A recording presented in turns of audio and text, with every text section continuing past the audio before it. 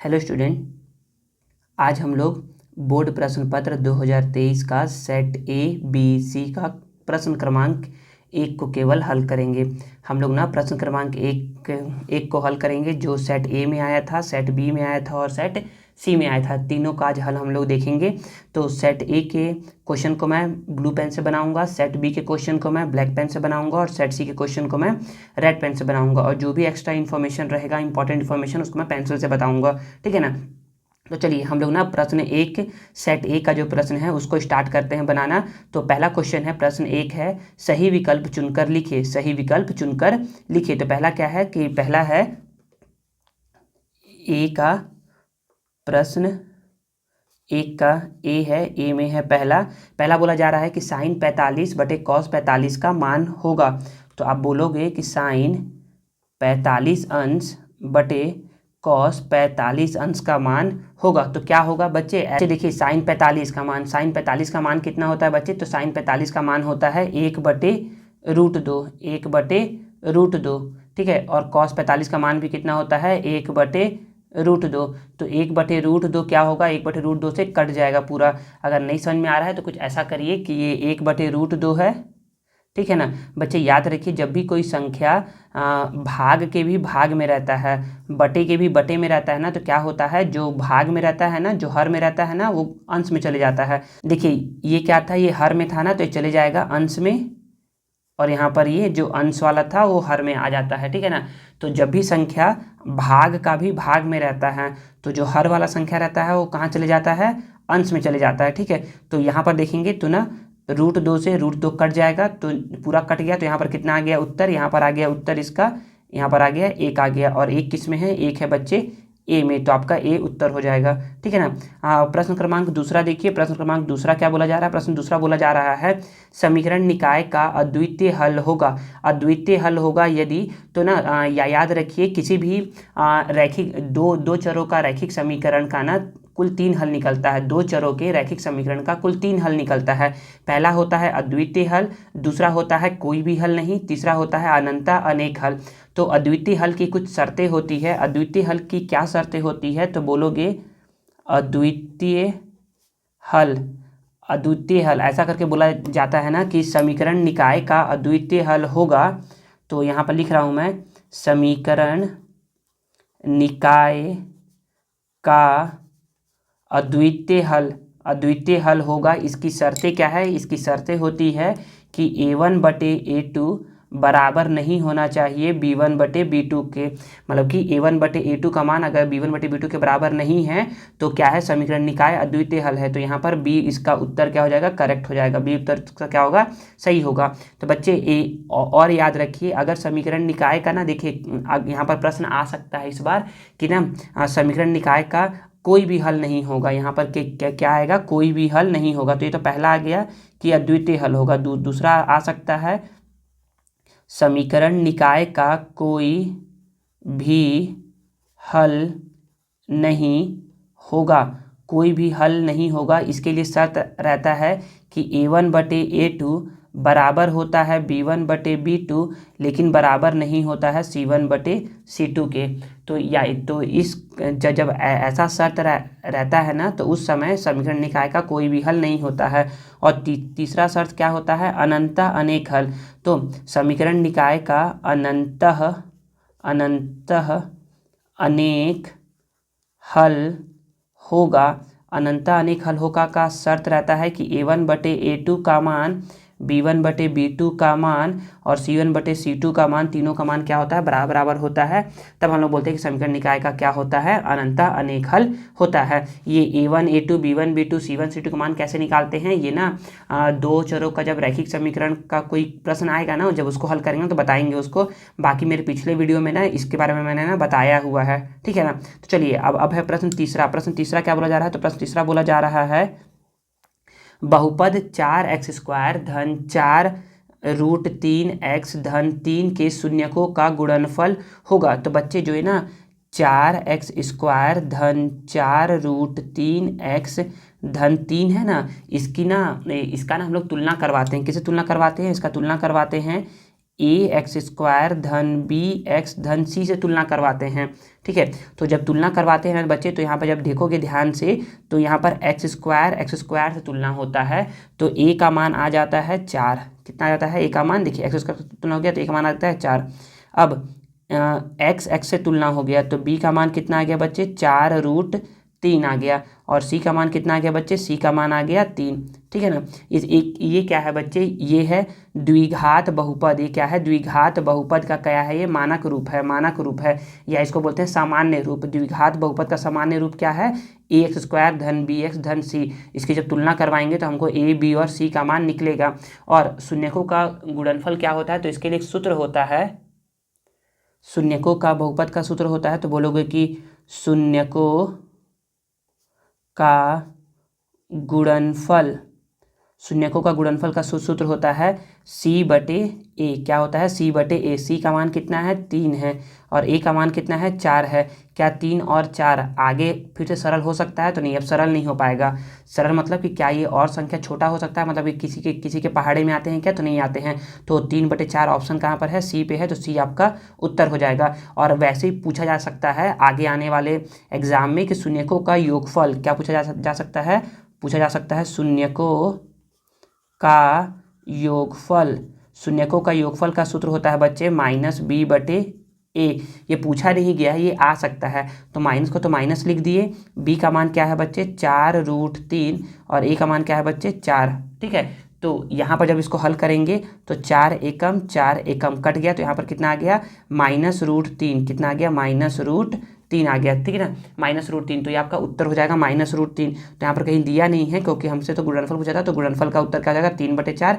ये ऐसा प्रश्न आ सकता है आगे आने वाले एग्जाम में। ठीक है, अब है चौथा प्रश्न को अब देखते हैं, उसको समझते हैं। चौथा प्रश्न बोला जा रहा है कि tan 90 अंश माइनस 60 अंश का मान होगा।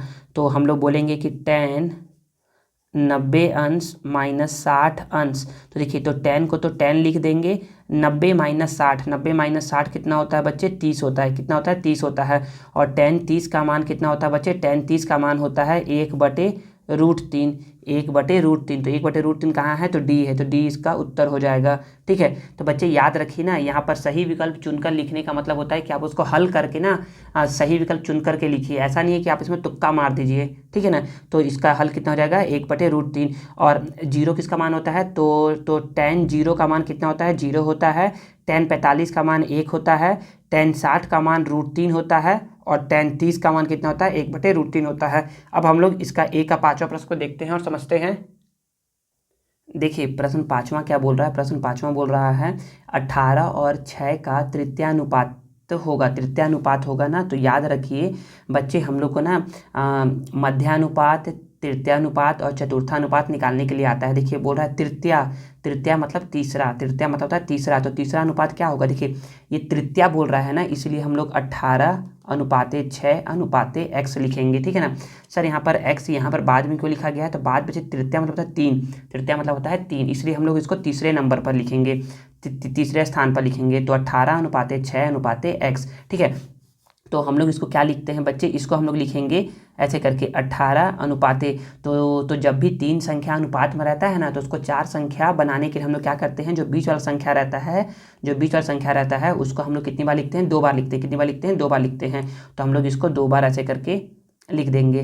ठीक है, समझ में आ गया? अब क्या करते हैं बच्चे? अब ना याद रखो, 18 को 18 लिख दिए। अनुपात का मतलब होता है बटा, और 6 को 6। समानुपात का मतलब होता है बराबर, 6 को 6। अनुपात का मतलब होता है बटा, और x को x लिख दिया। ठीक है, अब करवाएंगे तिर्यक गुणा। क्या करवाएंगे? अब तिर्यक गुणा। तो 18 का गुणा करवाएंगे x के साथ, और 6 का गुणा करवाएंगे 6 के साथ। ठीक है, यहाँ पर x था, x लिख दिए। यहाँ पर 6 × 6।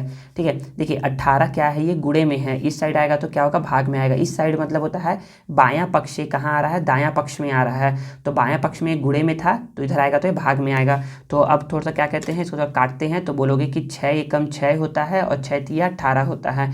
3 एकम 3 होता है, 3 दूनी 6 होता है। तो 2 एकम 2 कितना आ गया? 2 एकम 2 होता है। तो 2 एकम 2 हो गया। और 2 कहाँ पर है? तो 2 है ऑप्शन ए में। तो हमारा ऑप्शन ए क्या हो जाएगा? सही हो जाएगा। ठीक है, चलिए अब क्या है?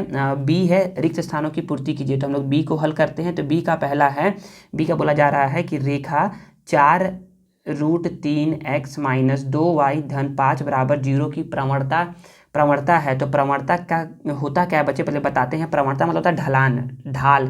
प्रवणता मतलब होता है कि ढलान या ढाल। तो हम लोग ना रेखा दिया हुआ है, तो कोई भी एक रेखा है, मान लो कि ऐसे करके एक रेखा है ना, ऐसे करके एक रेखा है।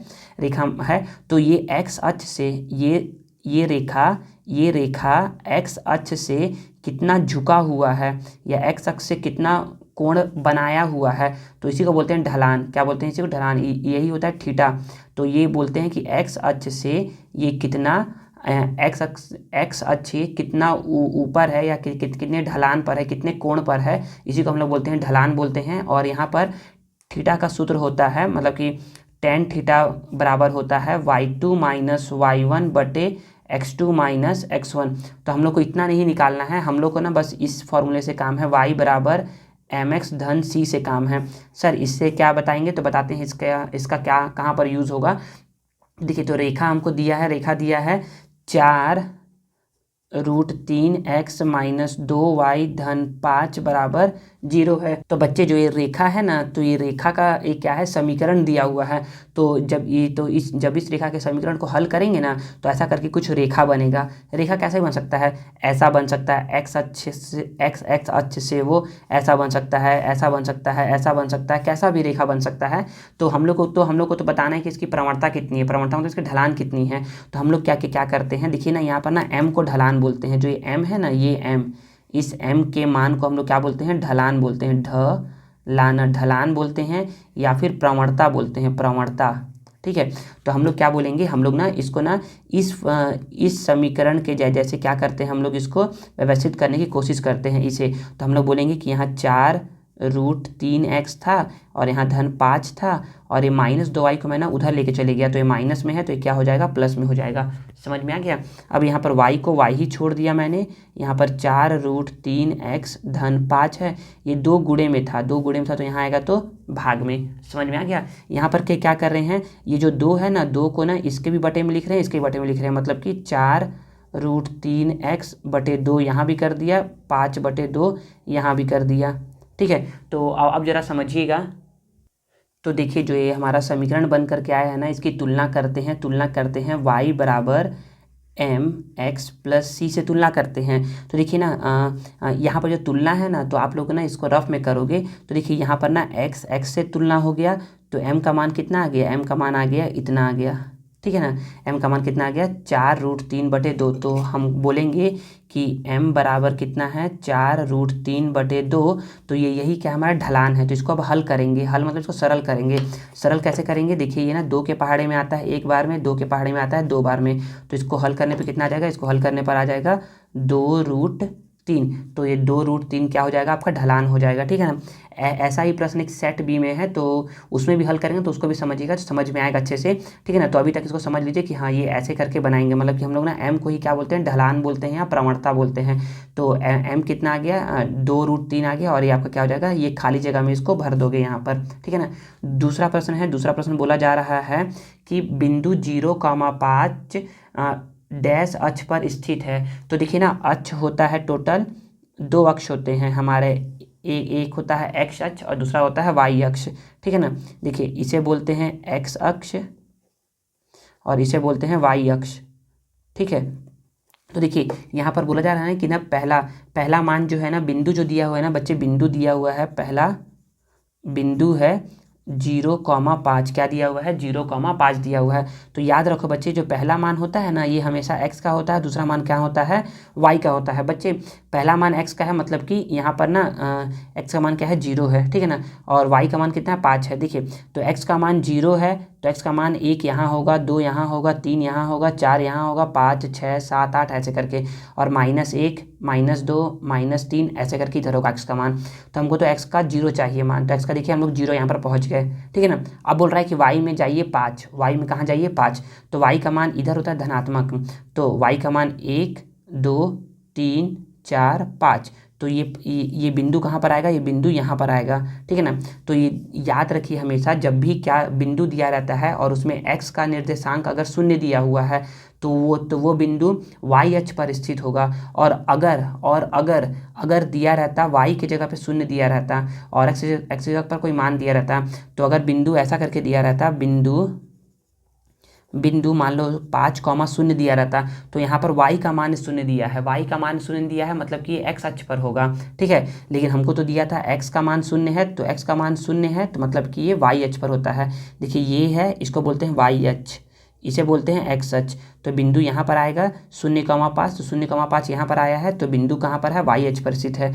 तो यहाँ पर बिंदु y अक्ष पर स्थित है। तो खाली स्थान में क्या लिखोगे, y अक्ष, और यहाँ पर खाली स्थान में लिखोगे 2√3, ठीक है ना। प्रश्न दूसरा हो गया। चलिए प्रश्न तीसरा को हल करते हैं और समझते हैं।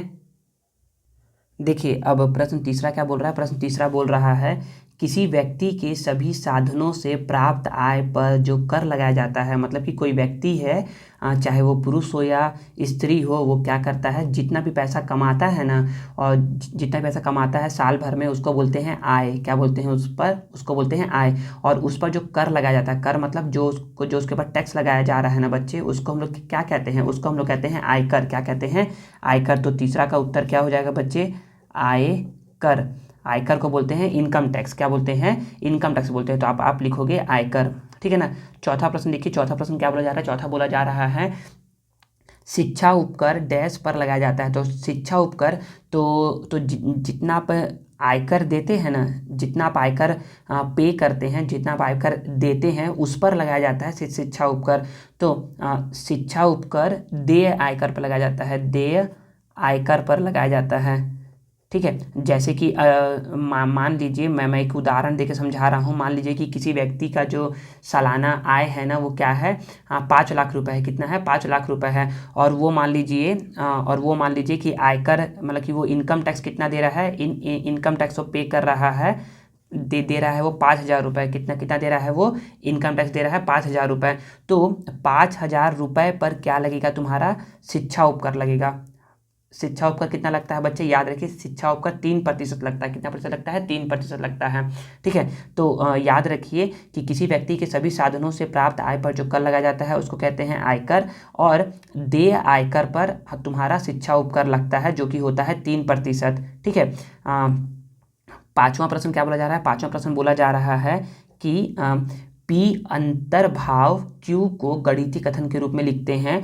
तो P अंतर्भाव Q को लिखते हैं P अंतर्भाव Q, ऐसा करके लिखते हैं, ठीक है ना। बच्चे ये देखिए ना, ये जो प्रश्न था ना, जो 2023 में आया था, वो ना क्या है, 2017 में भी ऐसा प्रश्न पूछा गया था, ठीक है। तो देखिए 17 में जो पूछा गया था वो अभी भी आ रहा है। तो याद रखिए जो पिछला पेपर पूछा जा चुका है ना, उसको भी सॉल्व किया करिएगा। मतलब कि आप ना कम से कम 20, 21, 22, 23 ऐसा करके सॉल्व करेगा। 21 में तो हुआ नहीं था एग्जाम, तो 20 को सॉल्व करेगा, 22 को सॉल्व करेगा, 23 को सॉल्व करेगा, और अगर हो सके तो 20 के पहले 19 को भी सॉल्व करिएगा, ठीक है ना। 19 और 18 को भी सॉल्व कर सकते हैं। तो लास्ट 5 साल का पेपर को आप सॉल्व करिएगा ना, तो आपको पास होने से कोई रोक सकता है। मतलब उतना आपने सॉल्व कर दिया पाँचों पेपर, मतलब कि लास्ट पिछले साल का पाँचों पेपर को अगर आपने हल कर दिया है, तो याद रखिए आपका 70 मतलब कि इतना बोल सकता हूँ कि 65 से तो ऊपर ही नंबर आएगा, अगर आपने उसको ईमानदारी से हल किया है तो, ठीक है। तो P अंतर्भाव Q को गणितीय कथन के रूप में लिखते हैं P अंतर्भाव Q, ऐसा करके लिखते हैं, ठीक है। चलिए अब है C बोला जा रहा है। C का पहला है कि सत्य अथवा असत्य लिखिए। तो बोला जा रहा है कि पहला क्या है, समरूप चतुर्भुजों को की सभी संगत भुजाएं समान होती है। तो याद रखिए समरूप चतुर्भुज, तो समरूप क्या होता है, समरूप मैं बता देता हूँ ना। समरूप मतलब होता है कि समान आकृति। जैसे मैंने बोला ना कि मान लीजिए ये एक चतुर्भुज है, ठीक है ना, और ये एक चतुर्भुज है, ठीक है। मैंने बोला ये एक चतुर्भुज है और ये एक चतुर्भुज है, ठीक है। मैंने बोला ये एक चतुर्भुज है और ये क्या है, एक वृत्त है, ठीक है। तो मैं बोलता हूँ कि क्या ये दोनों समरूप है, तो बोलोगे कि हाँ सर ये दोनों समरूप है। क्यों? क्योंकि इनकी आकृति समान है, ये भी आयत है, ये भी आयत है, तो ये क्या है, ये समरूप है बोलोगे। ठीक है। अब मैं बोलूँ कि क्या ये दोनों समरूप है, तो बोलोगे हाँ सर ये दोनों समरूप है, क्योंकि इनकी आकृति भी समान है और आकार भी समान है। आकार मतलब इनका साइज़, अगर ये 2 सेंटीमीटर है तो ये भी 2 सेंटीमीटर, ये 1 सेंटीमीटर है तो ये भी 1 सेंटीमीटर, ये 2 तो ये भी 2, और ये 1 तो ये भी 1। ठीक है। तो देखिए ना, संगत भुजा यही होता है ना कि इसकी संगत भुजा ये होती है, इसकी संगत भुजा ये होती है, इसकी संगत भुजा ये, और इसकी संगत भुजा ये। ठीक है। तो ये क्या है, समरूप है। मैं बोलूँ क्या ये समरूप है, तो बोलोगे नहीं सर ये समरूप नहीं है। क्यों? क्योंकि समरूप होने के लिए आकृति समान होनी चाहिए, लेकिन आकृति तो समान नहीं है, ये आयत है और ये क्या है, वृत्त है। ठीक है ना। तो ये क्या है, समरूप नहीं है। तो अब क्वेश्चन पे हम लोग आते हैं। बोला जा रहा है कि समरूप चतुर्भुजों की सभी संगत भुजाएं समान होती है। देखिए इस केस में, इस वाली स्थिति में तो समरूप चतुर्भुज की चारों भुजाएं क्या है, समान समान है। संगत भुजाएं क्या है, समान समान है। मतलब कि ये भुजा इसके समान हो गई, ये भुजा इसके समान हो गई, और ये वाली भुजा इसके समान हो गई, और ये वाली भुजा इसके समान हो गई। तो हाँ, इस केस में तो है, इस स्थिति में क्या है कि समान है, लेकिन ये क्या है, समरूप है, लेकिन इस स्थिति में क्या है, समान नहीं है। देखिए ये भुजा और ये भुजा, मतलब कि इसकी ये संगत भुजा, इसकी ये संगत भुजा क्या समान समान है, समान लंबाई के है, तो नहीं, ऐसा नहीं है। तो समरूप चतुर्भुज की सभी भुजाएं समान नहीं होती है। तो ये क्या है, असत्य कथन है। क्या है ये, असत्य कथन है। यहाँ पर लिख दो असत्य कथन। ठीक है ना।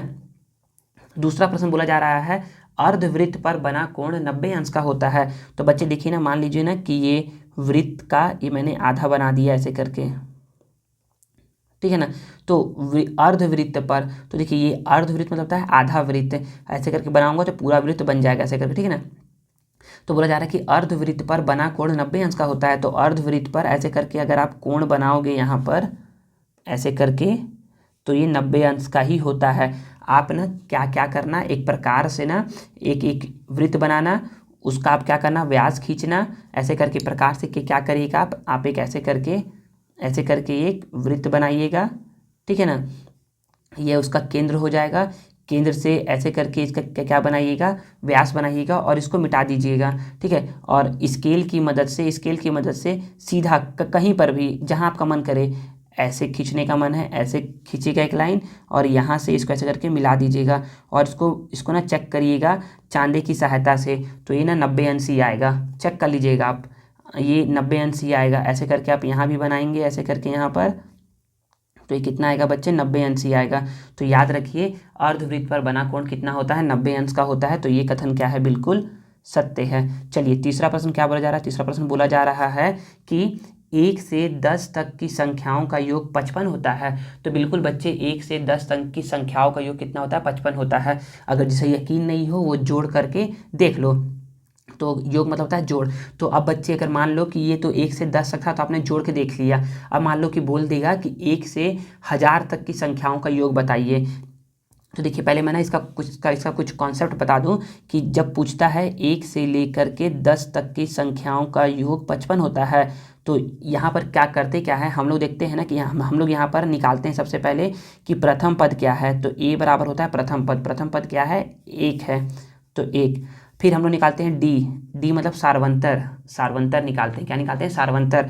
तो डी क्या है बच्चे, डी मतलब होता है कि इन दो क्रमांकन संख्याओं के बीच का अंतर। तो देखिए 1 में 1 जोड़ेंगे तो 2 आएगा, 2 में 1 जोड़ेंगे तो 3 आएगा, 3 में 1 जोड़ेंगे तो 4 आएगा, ऐसे करके संख्या आ रहा था। तो सारवंतर मतलब होता है द्वितीय पद घटाओ प्रथम पद। सारवंतर मतलब होता है तृतीय पद घटाओ द्वितीय पद। सारवंतर मतलब होता है चतुर्थ पद घटाओ तृतीय पद। तो याद रखिए, आगे वाली संख्या में से उसके पहले संख्या को घटाने से क्या आता है, सारवंतर आता है। तो सारवंतर आ जाएगा 3 में से 2 को घटाइए, चाहे 2 में से 1 को घटाइए, चाहे 4 में से 3 को घटाइए, चाहे 10 में से 9 को घटाइए। हाँ, हमेशा सारवंतर कितना आएगा, 1 आएगा। कितना आएगा, 1 आएगा। तो और याद रखिए, जब भी योग निकालते हैं ना, तो योग को लिखते हैं SN करके लिखते हैं, SN करके लिखते हैं। तो योग का फॉर्मूला होता है N/2 ब्रैकेट में A धन L, ब्रैकेट में ए धन एल होता है। तो देखिए अब यहाँ पर देखिए एन का मान कितना है, एन का मान है 10, कितना है 10, एन मतलब कि कुल कितनी संख्याएं हैं यहाँ पर, तो 10 संख्याएं हैं 1 से 10 तक, मतलब कि 1 2 3 4 5 6 7 8 9 10, तो कुल 10 संख्याएं हैं। तो 10/2 कर दिए। ए मतलब होता है कि प्रथम मान 1 है, और एल मतलब होता है कि अंतिम मान, एल मतलब होता है अंतिम मान। यहाँ पर लिख सकते हैं कि एल बराबर क्या है बच्चे, एल बराबर है 10, ठीक है ना। तो यहाँ पर 1 धन 10, तो करोगे तो 2 1 कम 2 पंचे, तो यहाँ पर आ जाएगा 5 गुणे 1 धन 10 होता है 11, तो 11 गुणे 5 कितना होता है बच्चे, 55 होता है। देखो 55 आ गया ना, तो हाँ बिल्कुल ये क्या है, सत्य कथन है।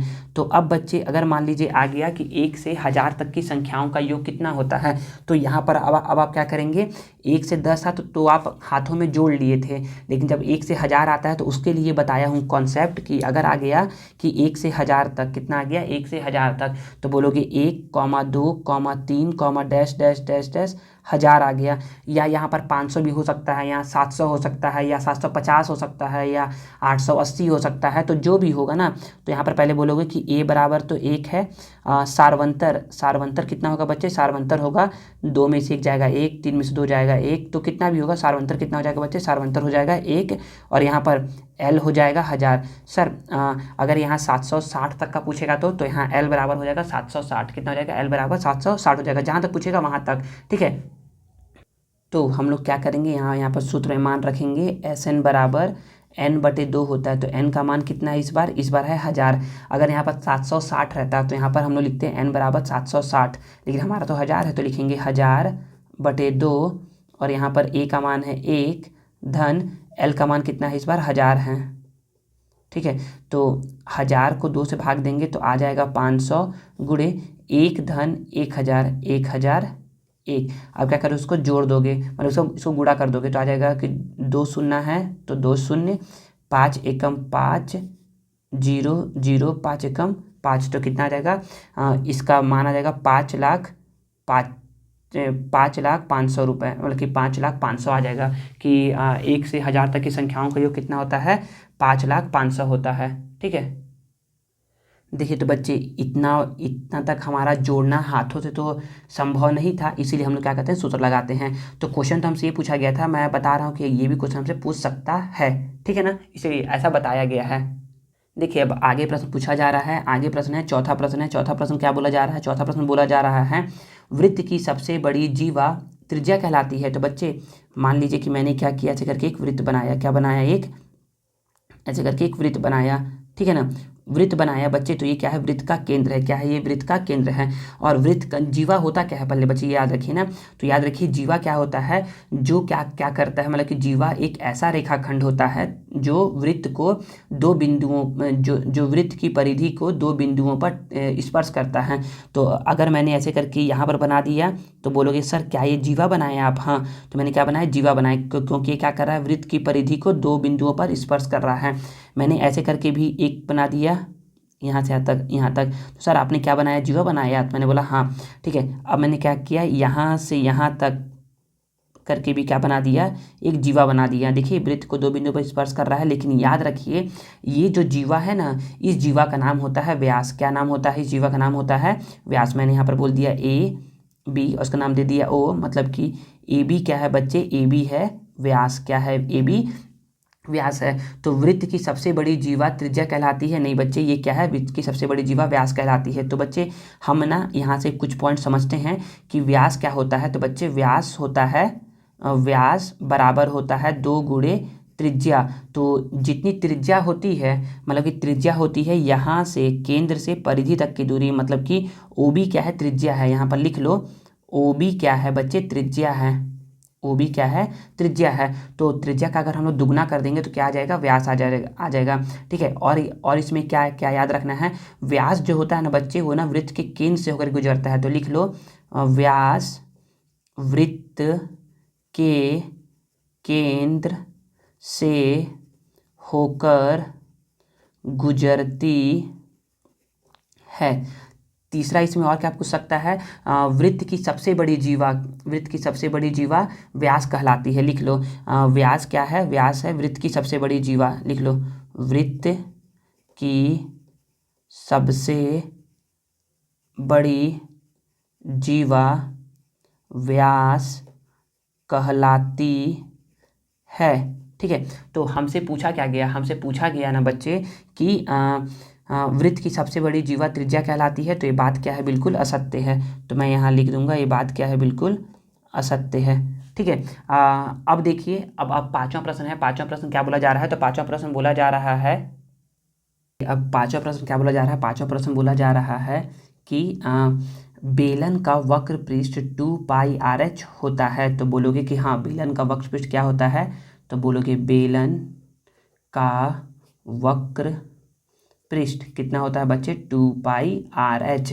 देखिए बेलन कैसा होता है बच्चे, बेलन समझिए कि ना, मान लीजिए ना कि ये क्या है, ये क्या है, एक बेलन है। क्या है, एक बेलन है। बेलन मतलब होता है कि ना सिलेंडर या रॉड, रॉड आप एक समझते हो ना, छड़, छड़ जो कि मोटा मोटा छड़ हो, उसको बोलते हैं बेलन। तो मान लीजिए बेलन है, तो बेलन का जो ये वाला सरफेस है ना, जो ब्लैक कलर का है, जो ब्लैक कलर का है, और ये हल्का सा ब्लू कलर का है, यहाँ पर हल्का सा ब्लू कलर का है, ये क्या होता है, इसको बोलते हैं बेलन का वक्र पृष्ठ। क्या बोलते हैं, बेलन का वक्र पृष्ठ।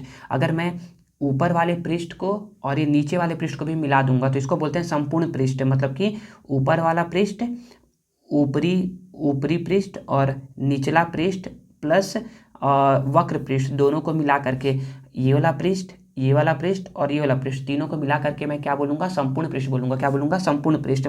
तो याद रखिए बेलन के वक्र पृष्ठ का सूत्र क्या होता है, 2πr(h) होता है। या याद रखिएगा ना कि बेलन के वक्र पृष्ठ क्षेत्रफल क्या होता है, 2πr(h) होता है। तो यहाँ पर बस बेलन का वक्र पृष्ठ दिया है, ये भी पूछ सकता है बेलन के वक्र पृष्ठ का क्षेत्रफल 2πr(h) होता है। तो बोलोगे हाँ, तो ये बात क्या है, बिल्कुल सत्य है। बात क्या है, बिल्कुल सत्य है। तो यहाँ पर लिख दोगे सत्य कथन है। ठीक है, तो हम लोगों ने क्या क्या कर लिया, 2023 का सेट ए का प्रश्न 1 का ABC को हल कर लिया है। अब हम लोग क्या करेंगे, अब हम लोग ब्लैक पेन का यूज़ करेंगे और हम लोग 2023 के सेट बी का प्रश्न 1 का ABC को हल करेंगे। चलिए, तो हम लोग सेट बी को हल करना स्टार्ट करते हैं और समझते हैं उसको। देखिए, अब सेट बी का प्रश्न 1 का पहला प्रश्न क्या बोल रहा है, तो मैं यहाँ पर प्रश्न 1 ए का पहला प्रश्न है। पहला प्रश्न बोला जा रहा है, द्विघात समीकरण ax² धन bx धन c बराबर 0 के मूल हेतु सूत्र है। तो बच्चे ये जो मूल हेतु जो सूत्र है ना बच्चे, इस सूत्र का हम लोग, इस सूत्र का ही दूसरा नाम क्या है, श्रीधराचार्य का सूत्र। श्रीधराचार्य जो महान गणितज्ञ थे ना, उन्हीं के नाम पे ना इस सूत्र का नाम रखा गया है, श्रीधराचार्य का सूत्र। ठीक है ना, तो इनका सूत्र क्या है, तो इनका सूत्र है x बराबर -b प्लस माइनस वर्गमूल के अंदर b² - 4ac बटे 2a। तो देखिए ये जो सूत्र है, ये सूत्र कहाँ पर है, तो बच्चे ये सूत्र है 1 में, तो इसका a उत्तर हो जाएगा। ठीक है ना, तो बच्चे यहाँ पर यह याद रखिए, द्विघात समीकरण को हल करने के लिए, द्विघात समीकरण को हल करने के लिए हम लोग क्या करते हैं, श्रीधराचार्य के सूत्र का प्रयोग करते हैं। तो यहाँ पर ना द्विघात समीकरण क्या लिखा हुआ है, x² धन bx धन c बराबर 0।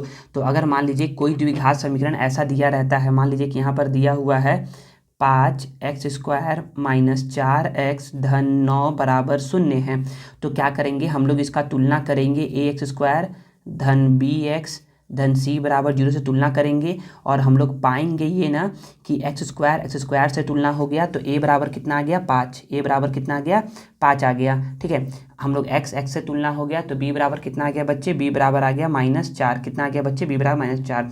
और c बराबर कितना आ गया बच्चे, c बराबर आ जाएगा 9। तो इस तरीके से हम लोग a, b और c का मान यहाँ पर रखेंगे, a का मान, b का मान, b का मान और a और c का मान यहाँ रखेंगे। और जब हम लोग इसको हल करेंगे ना, तो हमें x का मान प्राप्त होगा, x के कुल 2 मान प्राप्त होंगे। मूल मतलब होता है कि x का क्या करिए, आप मान निकालिए। तो x के यहाँ पर 2 मान निकलेंगे। क्यों 2 मान निकलेंगे, क्योंकि यहाँ पर घात 2 है, इसलिए यहाँ पर x के 2 मान निकलेंगे। ठीक है ना, अगर यहाँ पर घात 3 रहता तो x के 3 मान निकलते, लेकिन उसके लिए हम लोग इस सूत्र का प्रयोग नहीं करते, कोई और सूत्र का प्रयोग करते। यहाँ पर श्रीधराचार्य के सूत्र का प्रयोग हम लोग द्विघात समीकरण में मूल को ज्ञात करने के लिए करते हैं। मूल को ही ना कहीं कहीं पर ना शून्यक बोलते हैं। क्या बोलते हैं, कहीं कहीं पर शून्यक बोलते हैं। तो क्वेश्चन पूछा जा सकता है ऐसा कि द्विघात समीकरण के लिए श्रीधराचार्य के का सूत्र कौन सा है, तो आप बोलोगे x बराबर -b plus minus √b² - 4ac divide by 2a। ठीक है ना, तो ये सूत्र है, तो इसको याद रखिएगा ना। प्रश्न दूसरा है, प्रश्न दूसरा क्या बोला जा रहा है, प्रश्न दूसरा बोला जा रहा है कि a/5 और -a/5 का समांतर माध्य है। तो बच्चे याद रखिए, समांतर माध्य का ना सूत्र होता है, क्या सूत्र होता है? समांतर माध्य सूत्र होता है a/b/2। a/b/2 सूत्र होता है। तो बोलोगे ना a का मान कितना है बच्चे? a का मान है 1/5, a/5 धन b का मान कितना है बच्चे? -a/5 और बटे में तो 2 यहाँ था ही, ठीक है ना। यहाँ पर बटे में ज़्यादा लग गया है, यहाँ तक होगा बस बटा, ठीक है ना। तो यहाँ पर देखेंगे ना कि ना a/5 है, तो इसको लिख देंगे a/5 और प्लस माइनस क्या होता है? माइनस होता है a/5 और नीचे में 2 था ही, ठीक है। a/5 धनात्मक में है और ये ऋणात्मक में है, तो ये हो जाएगा 0/5। a और माइनस, जैसे कि समझिए कि यहाँ पर लिखा रहता 4 और -4 क्या होता है? शून्य होता है ना। वैसे ही यहाँ पर a/5 -5 क्या होगा? शून्य होगा, और 0/5 क्या होता है बच्चे? शून्य होता है। तो यहाँ पर शून्य आंसर कौन सा है? तो शून्य आंसर है हमारा बी में, तो हमारा यहाँ पर बी उत्तर हो जाएगा, ठीक है। समझ में आ गया? चलिए अब प्रश्न तीसरा है। प्रश्न तीसरा क्या बोला है? तो प्रश्न तीसरा में बोला जा रहा है, यदि घनाभ की भुजाएं 2 सेंटीमीटर, 3 सेंटीमीटर और 4 सेंटीमीटर हो तो उसका विकर्ण होगा। तो बच्चे घनाभ कुछ ऐसा होता है, अगर आप लोगों ने पढ़ा है तो घनाभ कुछ ऐसा होता है, ठीक है ना।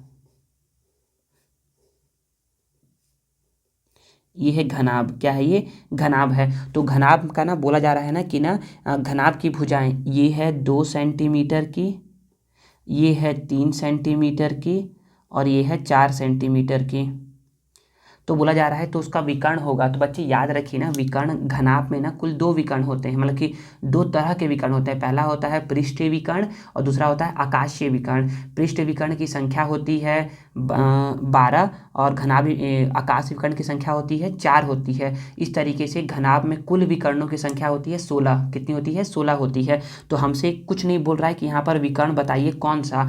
तो हम लोग जब कुछ नहीं बोलता है ना, इसका मतलब वो पूछ रहा है आपसे कि आकाशीय विकर्ण बताइए। क्या बताइए? आकाशीय विकर्ण। तो आकाशीय विकर्ण मतलब कि जो हवा में बनता है, मतलब कि यहाँ से लेकर के यहाँ तक की दूरी, ये पूछ रहा है कि इसके विकर्ण की लंबाई बताइए। तो विकर्ण का सूत्र होता है, तो बोलोगे विकर्ण बराबर या आकाशीय विकर्ण, आकाशीय विकर्ण, आकाशीय विकर्ण का सूत्र होता है वर्गमूल के अंदर l का स्क्वायर धन b का स्क्वायर धन h का स्क्वायर। सर यहाँ l b h क्या है? l मतलब होता है लेंथ, लेंथ मतलब लंबाई, b मतलब होता है ब्रेथ, ब्रेथ मतलब चौड़ाई, और h मतलब होता है हाइट, हाइट मतलब ऊंचाई।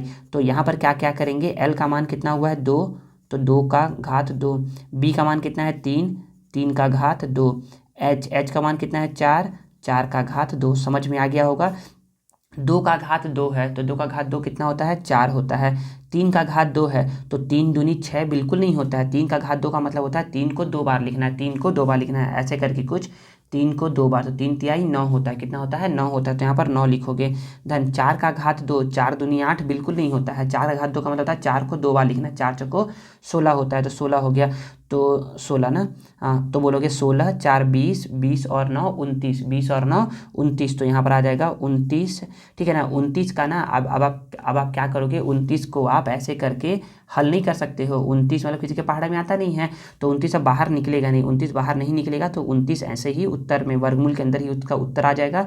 तो यहाँ पर सब सेंटीमीटर में था, तो यहाँ पर सेंटीमीटर, और वर्गमूल के अंदर 29 कहाँ पर है? तो वर्गमूल के अंदर है 29 सी में, तो आपका ये सी उत्तर हो जाएगा। आई थिंक समझ में आ गया होगा आपको जो समझाया गया है। चलिए अब हम लोग इसका प्रश्न चौथा को हल करते हैं और उसको समझते हैं।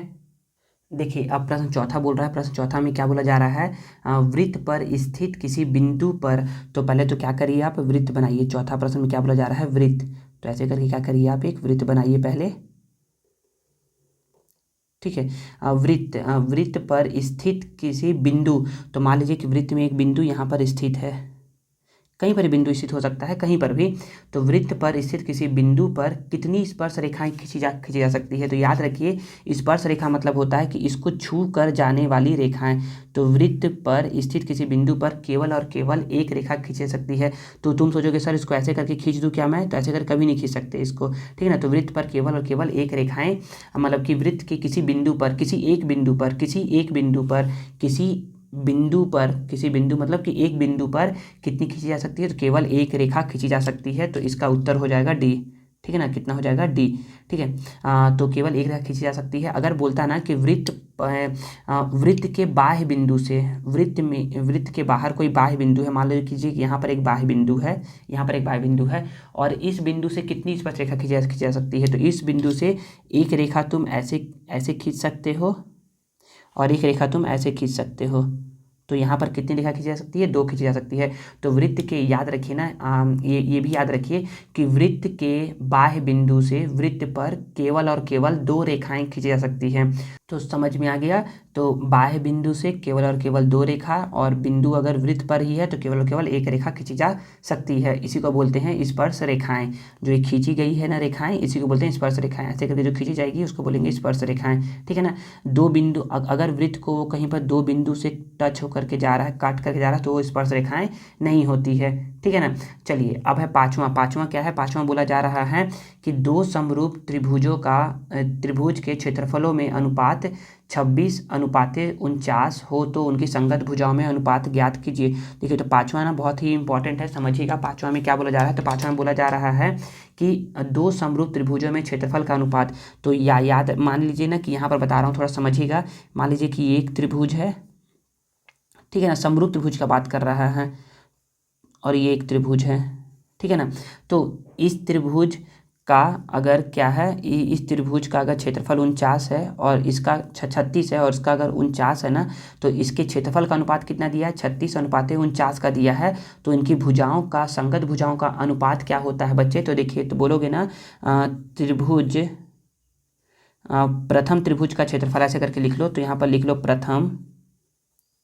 प्रथम त्रिभुज का क्षेत्रफल बटे द्वितीय त्रिभुज का क्षेत्रफल बराबर, यहाँ बोलोगे प्रथम त्रिभुज की संगत भुजा, प्रथम त्रिभुज की संगत भुजा बटे द्वितीय त्रिभुज की संगत भुजा।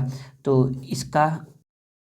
इसका वर्ग होता है, क्या होता है, इसका वर्ग होता है। तो प्रथम त्रिभुज का क्षेत्रफल कितना दिया है, 36 बटे द्वितीय त्रिभुज क्षेत्रफल कितना दिया है, 49। संगत भुजा मान लो ना कि ना, यहाँ पर है ये PQR और यहाँ पर है ABC। वैसे तो ये उल्टा बन गया है, इसको छोटा इसको बड़ा बनना चाहिए था। चलिए, तो उसको बस समझाने के लिए, तो आपको बस समझ में आना चाहिए। तो यहाँ पर संगत भुजा मान लो कि यहाँ पर PQ बटे AB का घात 2। तो यहाँ पर ना, जब ये ना घात 2, जब ये ना दायां पक्ष से बाएं पक्ष में जाता है ना, तो ये ना वर्गमूल बन जाता है। तो जब वर्ग दायां पक्ष से बाएं पक्ष में जाता है तो वर्गमूल बन जाता है। जब ये वर्गमूल बनेगा ना, तो ये कुछ ऐसा करके लिखा हुआ जाएगा, ऐसा लिखा जाएगा। ठीक है ना। यहाँ पर PQ बटे AB आएगा, और जब यहाँ पर 36 को आप जब तोड़ोगे ना, तो तोड़ोगे मतलब कि जब आप वर्गमूल से बाहर निकालोगे तो ये 6 बाहर आएगा, और यहाँ पर 7 बाहर आएगा। तो कितना आएगा, 6:7 आएगा। तो यहाँ पर 6:7 कितना कहाँ दिया है, ए में दिया है। तो आपका उत्तर हो जाएगा ए। ठीक है ना। आई थिंक समझ में आ गया होगा आपको जो बताना चाह रहा हूँ मैं, कि ना संगत भुजाओं, मतलब कि संगत भुजा, मतलब कि प्रथम त्रिभुज की संगत भुजा बटे द्वितीय त्रिभुज की संगत भुजा का जो वर्ग होता है ना, वो प्रथम त्रिभुज का क्षेत्रफल बटे द्वितीय त्रिभुज के क्षेत्रफल के अनुपात में होता है। ठीक है ना।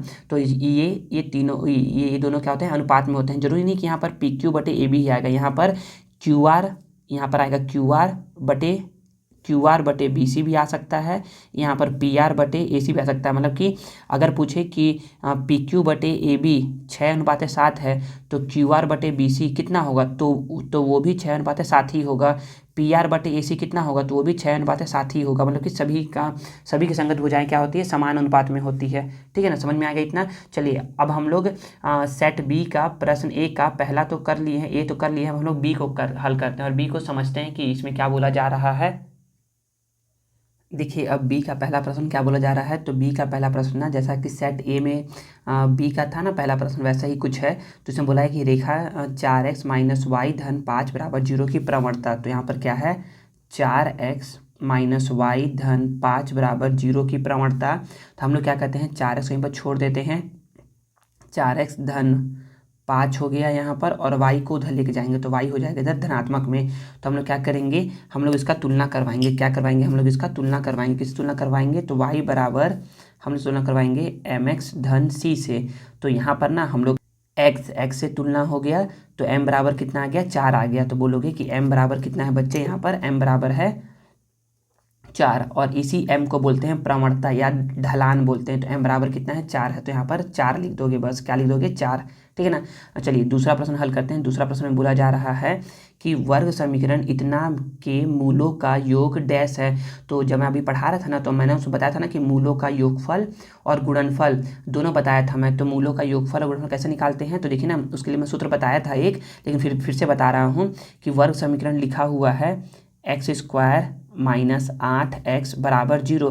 तो इसकी हम लोग तुलना करवाते हैं। किसे तुलना करवाते हैं, तुलना करवाते हैं हम लोग ax² धन bx धन c बराबर 0 से। जब हम लोग तुलना करवाएंगे ना, तो x² से तुलना हो गया तो a बराबर आ जाएगा। सर यहाँ तो कुछ लिखा ही नहीं है, तो बच्चे कुछ नहीं है, मतलब यहाँ पर 1 लिखा हुआ है, 1। तो a बराबर 1 गुणे x² ही होता है। तो a बराबर आ गया 1, x से तुलना हो गया तो b बराबर कितना आ जाएगा, b बराबर आ जाएगा -8। तो अब बोलोगे सर c के लिए तो कुछ है ही नहीं यहाँ पर, तो कुछ नहीं है बच्चे। तो c बराबर क्या है, 0 है। क्या है, 0 है। तो हमसे बोल रहा है कि मूलों का योग ज्ञात कीजिए। तो बच्चे मूलों का योग का सूत्र होता है -b/a। क्या होता है, -b/a। देखिए, तो माइनस को माइनस लिख दिया, b का मान है -8, a का मान है 1, तो 1 लिख दिया। अब देखिए ना, माइनस प्लस क्या होता है, प्लस होता है, और 8/1 हो गया। तो 8/1 कहाँ है उत्तर, तो 8/1 है नहीं, तो मतलब कि 8 को हम लोग 8 लिख सकते हैं। और यहाँ पर 8 यहाँ पर आप बोलोगे कि खाली स्थान में कितना आ जाएगा, 8 आ जाएगा। ठीक है। अब देखिए तीसरा प्रश्न बोला जा रहा है। तो तीसरा प्रश्न में क्या है, तीसरा प्रश्न है कि किसी चाप द्वारा केंद्र पर बनाया गया कोण। तो मान लीजिए ना कि यहाँ पर क्या है, एक वृत्त है, ऐसे करके मैंने क्या कर दिया, एक वृत्त बना दिया। ठीक है ना। वृत्त का क्या है, ये केंद्र है। तो अब थोड़ा समझिएगा ना कि बोला जा रहा है किसी चाप द्वारा, मान लीजिए कि यहाँ पर मैंने एक चाप ले लिया। चाप मतलब होता है कि वृत्त की परिधि का कुछ भाग, वृत्त के परिधि का कुछ भाग को हम लोग चाप बोलते हैं।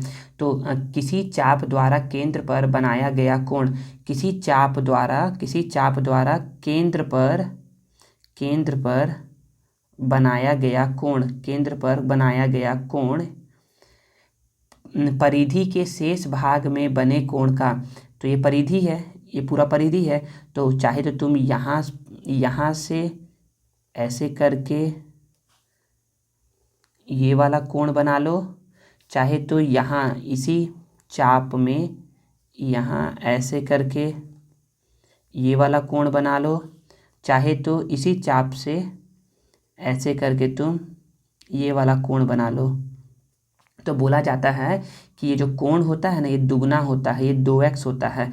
अगर ये x है, ये क्या है, x है, तो ये क्या होता है, दुगना होता है। मतलब कि अगर ये 60 अंश है ना बच्चे, तो ये क्या होगा, 120 अंश होगा ये कोण। ठीक है ना, 120 अंश होगा। तो यहाँ पर यही बताया गया है, किसी चाप द्वारा केंद्र पर बनाया गया कोण, किसी चाप द्वारा केंद्र पर बनाया गया कोण परिधि के शेष भाग में यहाँ कहीं भी बने कोण का क्या होता है, दुगना होता है। क्या होता है, दुगना होता है। तो यहाँ पर बोल दोगे दुगुना, या फिर बोल सकते हो यहाँ पर दो गुना। दोनों में से कोई सा भी लिखो, दोनों में से आंसर सही होगा, दोनों आंसर सही है। चलिए ठीक है ना। अब हम लोग चौथा प्रश्न को हल करते हैं और उसको समझते हैं। तो चौथा प्रश्न बोला जा रहा है सेक स्क्वायर 90 माइनस थीटा। बोला जा रहा है sec square 90 minus theta minus tan square 90 minus theta का मान डैश होता है। तो देखिए ना, हम लोग इसको हल कर लेते हैं। तो बच्चे sec square 90 minus theta minus tan square 90 minus theta क्या होता है। तो बच्चे यहाँ पे जब आप इसको हल करोगे ना, तो इसका आंसर कितना आता है, इसका आंसर 1 आता है। अब बोलोगे सर कैसे आता है 1, तो देखिए बताते हैं। बच्चे एक ना स्वर समीका होता है। स्वर समीका क्या होता है, sec square theta minus tan square theta बराबर होता है 1। अगर यहाँ पर थीटा के जगह पर अगर यहाँ 10 डिग्री है, मतलब कि अगर यहाँ पर 10 अंश है, यहाँ पर भी 10 अंश है, तो मान होगा 1। अगर यहाँ 20 अंश है, यहाँ पर भी 20 अंश है, तो यहाँ मान होगा 1। यहाँ अगर 70 अंश है, यहाँ भी 70 अंश है, तो मान होगा 1। अगर यहाँ 90 माइनस थीटा है और यहाँ पर भी 90 माइनस थीटा है, तो आंसर कितना होगा? 1 होगा। तो ये क्या है? एक सर्व समीका है। इसी को आपसे ना थोड़ा सा चेंज करके पूछा गया है, ठीक है ना, कि sec square 90 minus theta minus tan square 90 minus theta कितना होता है? 1 ही होता है। समझ में आ गया? तो इसी सर्व समीका का यूज़ करके आपसे क्वेश्चन पूछा गया था, ठीक है ना। पाँचवां प्रश्न क्या है? पाँचवां प्रश्न बोला जा रहा है कि 1/2 साइन 17 अंश गुणे कॉसेक 17 अंश का मान होगा। तो बोला जा रहा है कि 1/2 साइन 17 अंश गुणे कॉसेक 17 अंश का मान होगा। देखिए ना, तो क्या होगा ना बच्चे, तो हम लोग क्या क्या करते हैं, 1/2 को तो 1/2 लिख दिए, साइन 17 को लिख दिए साइन 17 अंश, ठीक है। और कॉसेक ना बच्चे, कॉसेक और साइन एक दूसरे के क्या होते हैं? उल्टे होते हैं।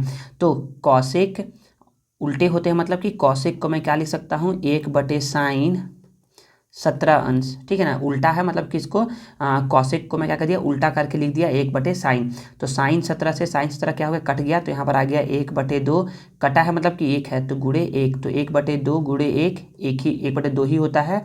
तो यहाँ पर क्या हो जाएगा? 1/2 उत्तर हो जाएगा, ठीक है ना। यहाँ पर मान क्या आ जाएगा? 1/2 आ जाएगा, ठीक है ना। तो ये क्या है? ये ना त्रिकोणमिति का प्रश्न है। तो आप लोग को अगर ये सब याद नहीं है ना, जैसे कि सर्व समीका याद नहीं है, तो ना बनाना थोड़ा सा मुश्किल होगा, ठीक है। और जब ऐसा प्रश्न आता है ना, तो कि ना जिसका आप मान नहीं पढ़े हो, जिसका आप मान नहीं पढ़े हो ना, तो ना अधिकतम चांसेस ये रहता है ना कि उसका मतलब कि जिसका आप मान नहीं पढ़े हो ना, उसका मान कितना आता है? 1 आता है। कितना आता है? अधिकतम चांसेस ये रहता है कि उसका मान कितना आता है? 1 आता है।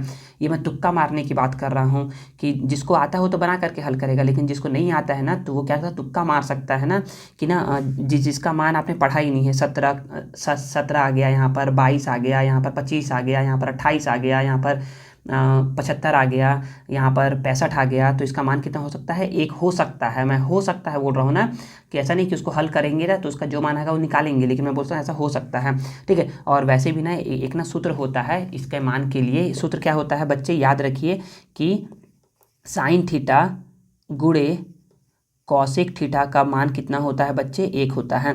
तो जैसे मैं बोलूँ यहाँ पर कि साइन 10 अंश गुणे कॉसेक 10 अंश बराबर 1, साइन 32 अंश गुणे कॉसेक 32 अंश बराबर 1, साइन 17 अंश गुणे कॉसेक 17 अंश तो बराबर 1। तो देखिए यहाँ पर वही तो लिखा हूँ, साइन 17 अंश गुणे कॉसेक 17 अंश। तो यहाँ पर ऐसे करके भी तो लिख सकता हूँ 1/2 गुणे 1, तो 1/2 कितना होता है? 1/2 होता है। आप उत्तर यहाँ पर ऐसे भी बना सकते हैं, ठीक है ना। तो मेरा यकीन है, मुझे लगता है कि आप लोग को ये समझ में आ गया होगा। चलिए अब हम लोग जो बचा हुआ है सेट बी का प्रश्न 1 का सी वाला, उसको हल करते हैं और समझते हैं, मतलब कि सत्य और असत्य को समझते हैं हम लोग। देखिए, तो सी का पहला प्रश्न क्या बोला जा रहा है? सी का पहला प्रश्न बोला जा रहा है, दो विषम संख्याओं का योग सदैव विषम संख्या होती है। तो देखिए ना, तो दो विषम संख्याओं का योग, तो मान लेते हैं कि पहली विषम संख्या है 3 और दूसरी विषम संख्या है 5। दोनों का योग करिए तो 5 और 3 कितना होता है? 8 होता है। तो क्या ये विषम संख्या आया? तो बिल्कुल नहीं। तो दो विषम संख्याओं का योग विषम संख्या नहीं होती है, सम संख्या होती है, ठीक है ना। तो ये क्या है? बिल्कुल असत्य कथन है, असत्य, ठीक है। चलिए अब दूसरा प्रश्न है। दूसरा प्रश्न क्या बोला जा रहा है? दूसरा प्रश्न है कि किसी व्यक्ति की सभी साधनों से प्राप्त वार्षिक आय पर जो कर लगता है उसे आयकर कहते हैं। तो हाँ बच्चे, ये ना जो खाली स्थान था ना सेट ए का, उसमें था ये क्वेश्चन, ठीक है ना। तो यहाँ पर आप बोल सकते हो कि किसी व्यक्ति की सभी साधनों से प्राप्त वार्षिक आय पर जो कर लगता है उसे आयकर कहते हैं। तो ये बात क्या है? बिल्कुल सत्य कथन है, ठीक है ना। तीसरा प्रश्न क्या बोला जा रहा है? तीसरा प्रश्न बोला जा रहा है, मूल बिंदु से बिंदु -5, 0 के बीच की दूरी 5 इकाई होती है। तो बच्चे देखिए ना, ऐसे करके क्या रहता है?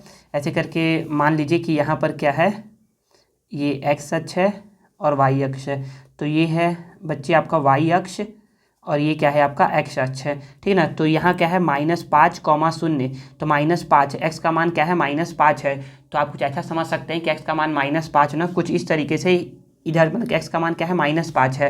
तो -5 है मतलब कि एक्स का मान इधर साइड है, मतलब कि यहाँ पर है एक्स का मान, यहाँ पर होता है 0, यहाँ पर होता है -1, यहाँ पर होता है -2, यहाँ पर -3, यहाँ पर -4, यहाँ पर -5। तो -5, 0 दिया हुआ है, -5, शून्य है, ठीक है ना। तो बोला जा रहा है कि मूल बिंदु से -5, 0 के बीच की दूरी 5 इकाई होती है। तो मूल बिंदु यहाँ पर है, यहाँ से इस बिंदु की दूरी कितनी है बच्चे? तो देखो गिनो तो 1 2 3 4 5, हाँ बिल्कुल कितनी है? 5 इकाई है। तो ये बात क्या है? बिल्कुल सत्य है। तो तीसरा प्रश्न क्या हो जाएगा? तीसरा का उत्तर हो जाएगा सत्य। अगर मान लो कि ना इस पे ना प्रश्न आता कि ना ये जो बिंदु है ये यहाँ पर ना दे करके यहाँ पर दिया रहता, वो बोल देता कि 5, 2 है, तब कैसे निकालते हैं बच्चे? तो उसका एक सूत्र होता है। तो सूत्र क्या होता है? तो जब ऐसा प्रश्न आएगा ना कि मूल बिंदु से इसकी दूरी ज्ञात करिए, तो मैंने ना वैसे तो प्रश्न बताया है ये वाला 2022 में बताया है मैंने, 2020 वाले सेट में बताया है कि मूल बिंदु से किसी भी बिंदु की दूरी कैसे ज्ञात करते हैं, ठीक है ना। तो तभी एक बार दूरी का सूत्र याद रखिएगा कि ना दूरी बराबर होता है under root x2 minus x1 का घात 2 धन y2 माइनस y1 का घात 2। ये क्या होता है बच्चे? ये ना दूरी का सूत्र होता है। तो यहाँ पर कुछ नहीं करना था, यहाँ पर करना क्या था? तो ये जो मूल बिंदु होता है ना, तो मूल बिंदु के निर्देशांक होते हैं 0, 0। तो बच्चे जो यहाँ पर जो पहला मान होता है ना, वो होता है x का मान, और दूसरा मान होता है वो होता है y का मान। यहाँ पर भी पहला मान है x का मान और दूसरा मान है y का मान। तो पहला मान है तो इसको बोल दो x1 y1, दूसरा मान है इसको बोल दो x2 y2।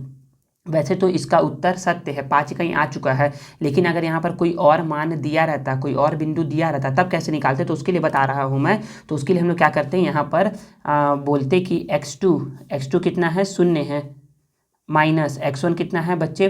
x1 देखिए खुद है, बोला कि -5 है, तो माइनस तो ये लिखा हूँ, और x1 का मान खुद है -5, तो यहाँ पर -5, ठीक है ना। और इसका घात मतलब कि दोनों का बोला कि स्क्वायर करिए, स्क्वायर कर दिया, प्लस y2 कितना है? 0 है, और y1 भी कितना है? 0 है।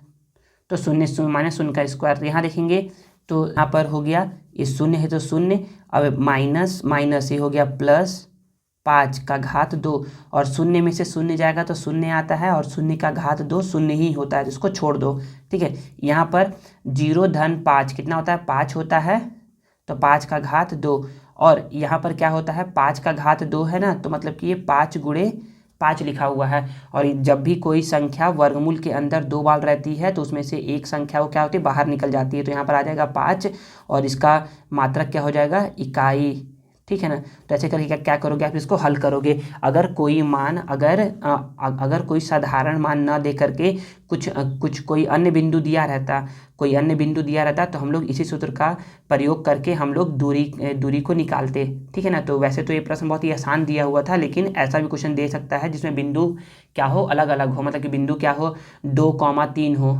2,3 हो।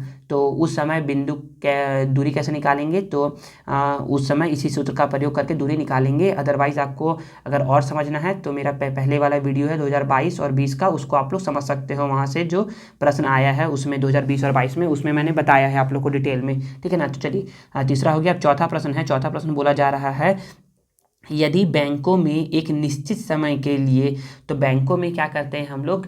एक निश्चित समय के लिए ना एक मुक्त राशि मतलब होता है कि एक फिक्स राशि हम लोग क्या कहते हैं? जमा कर देते हैं, तो उसे आवर्ती जमा खाता बोलते हैं। नहीं बच्चे, उसे आवर्ती जमा खाता नहीं बोलते, उसे सावधि जमा खाता बोलते हैं। तो ये बात क्या है? बिल्कुल असत्य है। ये बात क्या है? असत्य है। उससे मतलब कि मान लो ना कि ना आप लोगों ने सुना होगा कि फिक्स डिपॉजिट, मैंने क्या किया है? पैसा फिक्स किया है। लोग बोलते हैं ना कि मैंने क्या कर दिया है? बैंक में पैसा फिक्स कर दिया है। तो फिक्स मतलब वही होता है, फिक्स मतलब होता है सावधि जमा खाता। तो ये बोल रहा है कि आवर्ती जमा खाता कहते हैं, तो गलत है। अगर बैंकों में क्या करते हो आप, कुछ निश्चित समय के लिए, 2 साल के लिए, 5 साल के लिए, 10 साल के लिए कुछ पैसे, कुछ राशि जमा करते हो ना, तो उसे सावधि जमा खाता बोलते हैं, ना कि आवर्ती जमा खाता बोलते हैं। समझ में आ गया? और पाँचवा प्रश्न है। पाँचवा प्रश्न बोला जा रहा है कि जब दो चरों के रैखिक समीकरणों का आलेख 2 समांतर रेखाएं होती है तब समीकरण का कोई भी हल नहीं होता है। तो ये बात क्या है? बिल्कुल सत्य है। अब इसको समझाते हैं। तो याद रखो, 2 चरों का रैखिक समीकरण, तो मैं यहाँ पर कुछ बता रहा हूँ बेसिक, उसको समझिएगा। 2 चरों का रैखिक समीकरण के हल तो दो चरों का जो रैखिक समीकरण का हल होता है ना, वो कुल 3 प्रकार का होता है। कितने प्रकार का होता है? 3 प्रकार का होता है। जब रेखाएं क्या होती है, जब रेखाएं आपस में समानांतर होती है उस समय एक हल प्राप्त होता है। जब रेखाएं क्या होती है, जब रेखाएं एक रेखा दूसरी रेखा के ही ऊपर होता है, इसको बोलते हैं समपाती रेखाएं। क्या बोलते हैं? समपाती रेखाएं। उस समय एक और हल प्राप्त होता है। और जब रेखाएं क्या करती है, एक दूसरे को किसी एक बिंदु पर प्रतिच्छेद करती है, एक दूसरे को किसी एक बिंदु पर प्रतिच्छेद करती है, तो उस समय अद्वितीय हल होता है। इसको बोलते हैं प्रतिच्छेदी रेखाएं। तो यहाँ पर लिख दे रहा हूँ ना, ये है समांतर रेखाएं। क्या है ये? समांतर रेखाएं। इसे बोलते हैं समपाती रेखाएं। और इसे बोलते हैं प्रतिच्छेदी रेखाएं। ठीक है। तो बच्चे याद रखो, जब रेखाएं क्या होती है, समानांतर होती है ना, तो हमको ना इसका कोई भी हल प्राप्त नहीं होता है। तो इसका एक शर्त भी होता है। शर्त क्या होता है, आप लोगों को ना बताया गया था अभी कि ना जब कोई भी हल, तो यहाँ पर लिख लो, कोई भी हल नहीं, कोई भी हल नहीं। तो जब रेखाएं समानांतर होती है तो कोई भी हल प्राप्त नहीं होता है। जब रेखाएं समपाती होती है तो हमें अनंतः अनेक हल प्राप्त होता है। और जब रेखाएं प्रतिच्छेदी होती है तो हमें अद्वितीय हल प्राप्त होता है। ठीक है। तो जब इसको ना एक एक पॉइंट करके याद रखिएगा, ऐसे करके पॉइंट करके याद रखिएगा। ठीक है। जब यहाँ पर भी पॉइंट बना दे रहा हूँ, और एक और पॉइंट यहाँ पर भी बना देते हैं, तो समझ में आएगा आप लोगों को कि 3 पॉइंट इसमें बताया गया है। ठीक है। तो देखिए यहाँ पर, अरे यहाँ पर गलती हो गया, यहाँ पर होगा। ठीक है। देखिए, तो यहाँ पर बोलोगे ना कि जब रेखाएं समानांतर होती है तो कोई भी हल प्राप्त नहीं होता है। और इसका जो शर्त होता है यहाँ पर कि A1/A2 का मान B1/B2 के बराबर होता है, लेकिन C1/C2 के बराबर नहीं होता है। इस वाले में क्या होता है, A1/A2 का मान बराबर होता है B1/B2 के मान के, बराबर होता है C1/C2 के मान के। और इस वाले में A1/A2 का मान बराबर नहीं होता है B1/B2 के मान के। तो बच्चे ये क्या है, 3 शर्तें हैं। तो वैसे तो इसमें एक चीज़ पूछा गया था ना कि जब दो चरों के रैखिक समीकरणों को हल करने पर रेखाएं समानांतर प्राप्त होती है तो उसका कोई भी हल नहीं होता है। तो हाँ, बिल्कुल कोई भी हल नहीं होता है। तो ये भी आने वाले परीक्षा में पूछा जा सकता है, तो इसलिए मैंने बता दिया है आप लोगों को। ठीक है। तो यहाँ पर हमारा सेट ए और सेट बी का प्रश्न ए का ABC खत्म हो गया है। अब हम लोग सेट सी का प्रश्न ए का ABC को हल करते हैं और समझते हैं उसको। देखिए ना, इसमें क्या बोला जा रहा है, सेट सी का प्रश्न 1 में। तो अब क्या कर रहा हूँ मैं ना, रेड पेन से इसको सॉल्व कर रहा हूँ, तो ना आप लोग को समझ में आएगा कि ये ना क्या है, सेट सी का है। तो देखिए, इसमें बोला जा रहा है कि कॉस स्क्वायर 49 अंश धन साइन स्क्वायर 49 अंश का मान कितना होता है। तो बच्चे बोलोगे कॉस स्क्वायर 49 अंश धन साइन स्क्वायर 49 अंश का मान कितना होता है, 1 होता है। सर क्यों? बच्चे एक सर्व समीका होता है। सर्व समीका क्या होता है, तो बोलोगे कि हम जानते हैं कि sine square theta plus cos square theta बराबर 1 होता है। सर कैसे 1 होता है? तो देखिए ना बच्चे, यहाँ पर देख लीजिए, अगर यहाँ पर 10 है और यहाँ पर भी 10 है तो मान होगा 1। यहाँ 20 है, यहाँ भी 20 है तो मान होगा 1। यहाँ 60 है, यहाँ 60 है तो मान होगा 1। तो अगर यहाँ 49 है और यहाँ भी 49 है तो मान होगा 1 मान होता है। समझ में आ गया ना? तो यहाँ पर वही है कि sine square theta plus cos square theta का मान कितना होता है, 1 होता है। तो यहाँ पर उत्तर कहाँ है, ए में है, तो आपका ए उत्तर हो जाएगा। ठीक है ना? तो वैसे ही प्रश्न दूसरा है, प्रश्न दूसरा को हल करते हैं और समझते हैं। तो प्रश्न दूसरा बोला जा रहा है, बिंदु -5,2 निर्देशांक समतल के चतुर्थांश में होगा। तो बच्चे याद रखिए, जो ना चतुर्थांश होते हैं ना, तो कुल 4 चतुर्थांश होते हैं। तो मैं ये बोल सकता हूँ ऐसे करके, कुल 4 चतुर्थांश होते हैं। इसको बोलते हैं प्रथम चतुर्थांश। ठीक है ना? इसको बोलते हैं द्वितीय चतुर्थांश, इसे बोलते हैं तृतीय चतुर्थांश, चतुर्थांश, इसे बोलते हैं चतुर्थांश। ठीक है ना बच्चे, तो यहाँ पर बताना क्या चाह रहा हूँ, तो ना प्रथम चतुर्थांश में x और y दोनों का मान क्या रहता है, धनात्मक रहता है। द्वितीय में x का मान ऋणात्मक तथा y का मान धनात्मक रहता है। तृतीय में x और y दोनों का मान क्या रहता है, ऋणात्मक रहता है। चतुर्थ में x का मान धनात्मक लेकिन y का मान क्या रहता है, ऋणात्मक रहता है। तो हमको जो बिंदु है ना, हमको बिंदु क्या दिया हुआ है, -5,2, -5, -2 दिया हुआ है। तो देखिए माइनस में x का मान भी है, माइनस में y का मान भी है। पहला मान जो होता है वो हमेशा x का होता है, दूसरा मान हमेशा y का होता है। तो x का मान क्या है, ऋणात्मक है, और y का मान भी क्या है, ऋणात्मक है। तो ऋणात्मक ऋणात्मक किस में होगा, तृतीय चतुर्थांश में होगा। तो तृतीय कहाँ पर है, तो तृतीय है हमारा बी वाले ऑप्शन में।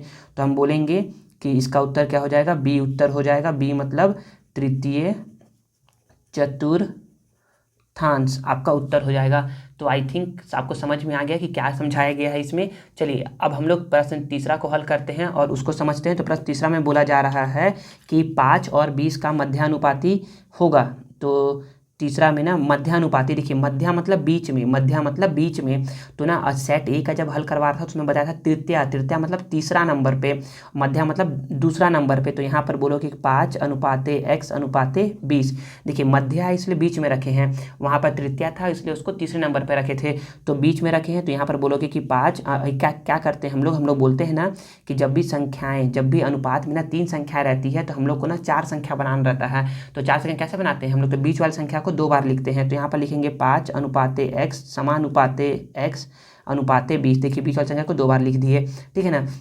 उसमें क्या किए थे, उसमें 6 को 2 बार लिखे थे, मुझे याद है उसमें 6 को 2 बार लिखे थे, ठीक है। तो यहाँ पर हो जाएगा 5 अनुपात का मतलब होता है बटे, और यहाँ पर x समानुपात का मतलब होता है बराबर, x को x अनुपात का मतलब होता है बटे, और 20 को 20 लिख दिए। यहाँ पर क्या करवाएंगे, x का x से तिरे गुणा करवाएंगे, x का x से गुणा करवाएंगे तो x², और 5 का 20 से गुणा करवाएंगे तो 5 × 20। यहाँ पर देखिए x² को x² लिख दिया, 5 × 20 होता है बच्चे 100 होता है, क्या होता है, 100 होता है। x को x लिख दिया, यहाँ पर 100 लिख दिया। अब क्या हुआ, स्क्वायर, जब भी वर्ग क्या होता है, बायां पक्ष दायां पक्ष में जाता है या दायां पक्ष बायां पक्ष में आता है तो हमेशा वर्ग वर्गमूल बन जाता है, और यहाँ पर धनात्मक और ऋणात्मक चिन्ह आता है, ठीक है ना। अब इसके बाद कैसे हल करेंगे, तो बच्चे इसको ना x बराबर हो जाएगा अब प्लस माइनस, और यहाँ पर अब देखिए 100 को अब ना यहाँ पर हल करके दिखा रहा हूँ कि कैसे हल करते हैं। तो 100 को ना ऐसा करके हल करेंगे, 100 आता है 2 के पहाड़े में 50 बार में, 50 आता है 2 के पहाड़े में 25 बार में, 25 आता है 5 के पहाड़े में 5 बार में, और 5 आता है 5 के पहाड़े में 1 बार में। 1 तक इसको हल कर दिए, और 1 तक हल करने के बाद हमें पता चला कि यहाँ पर 2 आया है 2 बार और 5 आया है 5 बार। तो इन दोनों का जोड़ा बन गया तो ये बाहर, इन दोनों का जोड़ा बन गया तो ये बाहर। तो प्लस माइनस 5 दूनी 10, तो x का मान कितना आ गया, 10 आ गया। तो यहाँ पर 10 कहाँ पर है, तो 10 है हमारा सी में, तो यहाँ पर हमारा सी उत्तर हो जाएगा, ठीक है ना। चलिए अब क्या है, प्रश्न चौथा है। तो प्रश्न चौथा का हम लोग हल करते हैं और उसे समझने की कोशिश करते हैं। चौथा प्रश्न बोल रहा है कि द्विघात समीकरण का विविधकर शून्य है।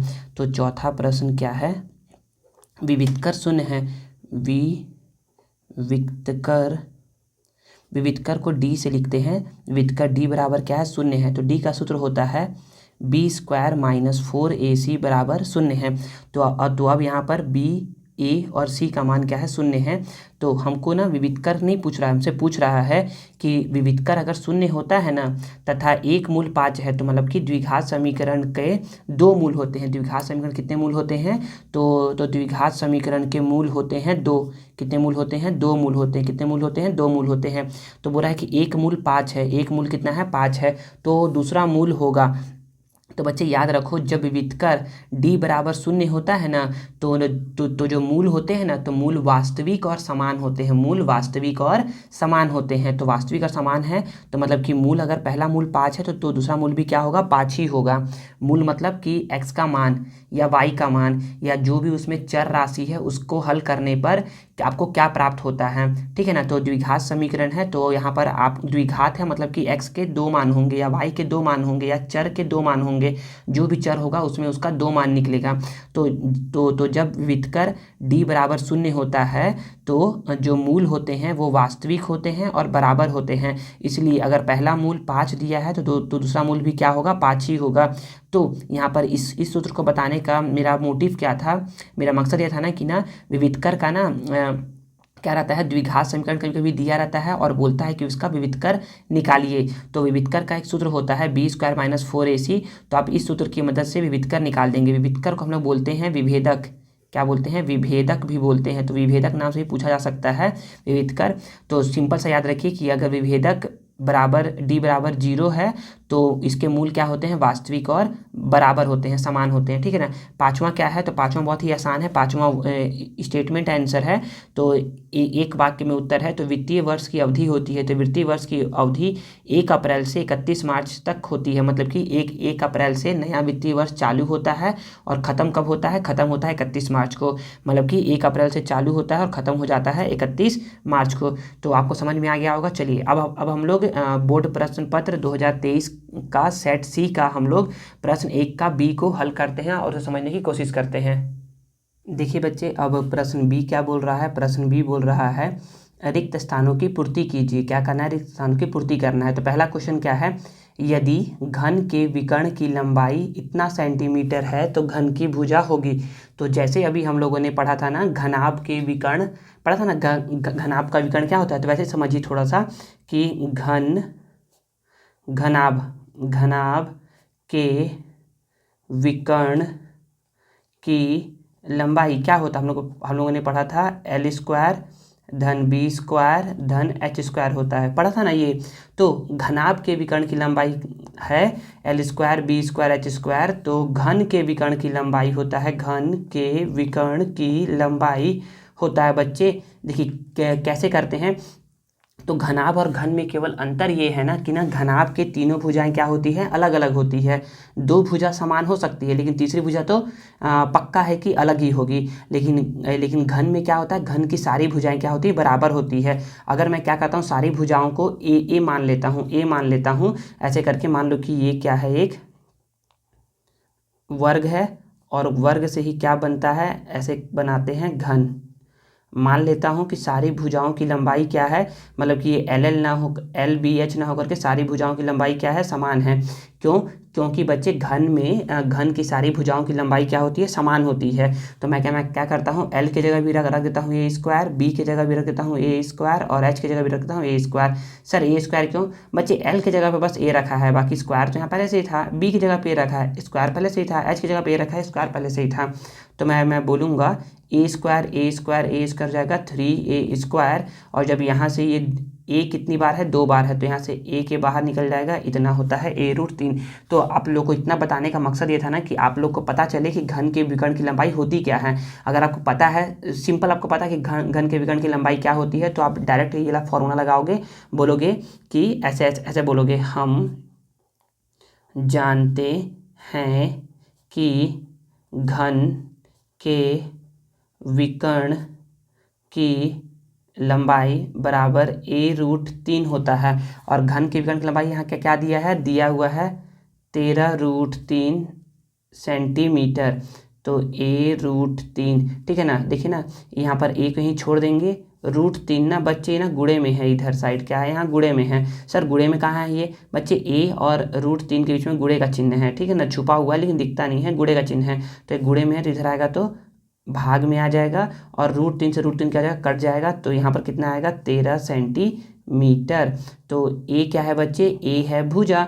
तो भुजा की लंबाई कितनी आ गई, 13 सेंटीमीटर। तो यहाँ पर लिखोगे 13 सेंटीमीटर। क्या लिखोगे, 13 सेंटीमीटर। सेंटीमीटर लिखना जरूरी है, यहाँ पर बस 13 लिखा हुआ है आंसर में, नहीं, हमको लिखना है 13 सेंटीमीटर। क्या लिखना है, 13 सेंटीमीटर।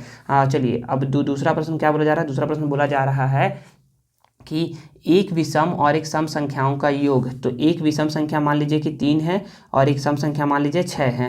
3 और 6 का योग कितना आ गया, 9 आ गया। तो 9 क्या है, सम संख्या विषम संख्या, तो क्या है ये, विषम संख्या है, विषम संख्या है। तो एक सम और एक विषम संख्याओं का योग सदैव विषम संख्या होती है, सदैव विषम संख्या होती है, ठीक है। तीसरा क्या बोला जा रहा है, तीसरा बोला जा रहा है कि समरूप बहुभुजों की भुजाएं डैश होती है। तो जो समरूप बहुभुज होते हैं ना बच्चे, जो आप लोग को ना बिना सेट बी में पढ़ाया था, ठीक है ना, सेट बी में बताया था मैं समरूप भुजा के बारे में और समरूप त्रिभुज के बारे में बताया था ना। तो वैसे ही समरूप बहुभुजों की जो संगत भुजाएं होती है ना, वो क्या होती है, अनुपातिक होती है। क्या होती है, अनुपातिक होती है, अनुपातिक होती है। सर अनुपातिक मतलब मान लीजिए ना, मान लीजिए अनुपातिक, बस यहाँ पर आंसर में क्या क्या लिखोगे आप, अनुपातिक लिखोगे। क्या क्या लिखोगे आंसर में, अनुपातिक लिखोगे। अब मैं अनुपातिक का मतलब बता रहा हूँ कि मान लीजिए कि ये त्रिभुज क्या है, त्रिभुज है, इस त्रिभुज का नाम है ABC और इस त्रिभुज का नाम क्या है, ये है PQR। मैंने बोला ना कि ना त्रिभुज ABC क्या है, समरूप है त्रिभुज PQR के। सर ये क्या बना है बच्चे, ये है समरूप का संकेत है। ये मैं बोला ये जा रहा है कि समरूप ABC त्रिभुज क्या है, समरूप है PQR के। इसका मतलब ये है ना कि ना AB और PQ बराबर होगा BC QR बराबर होगा AC PR।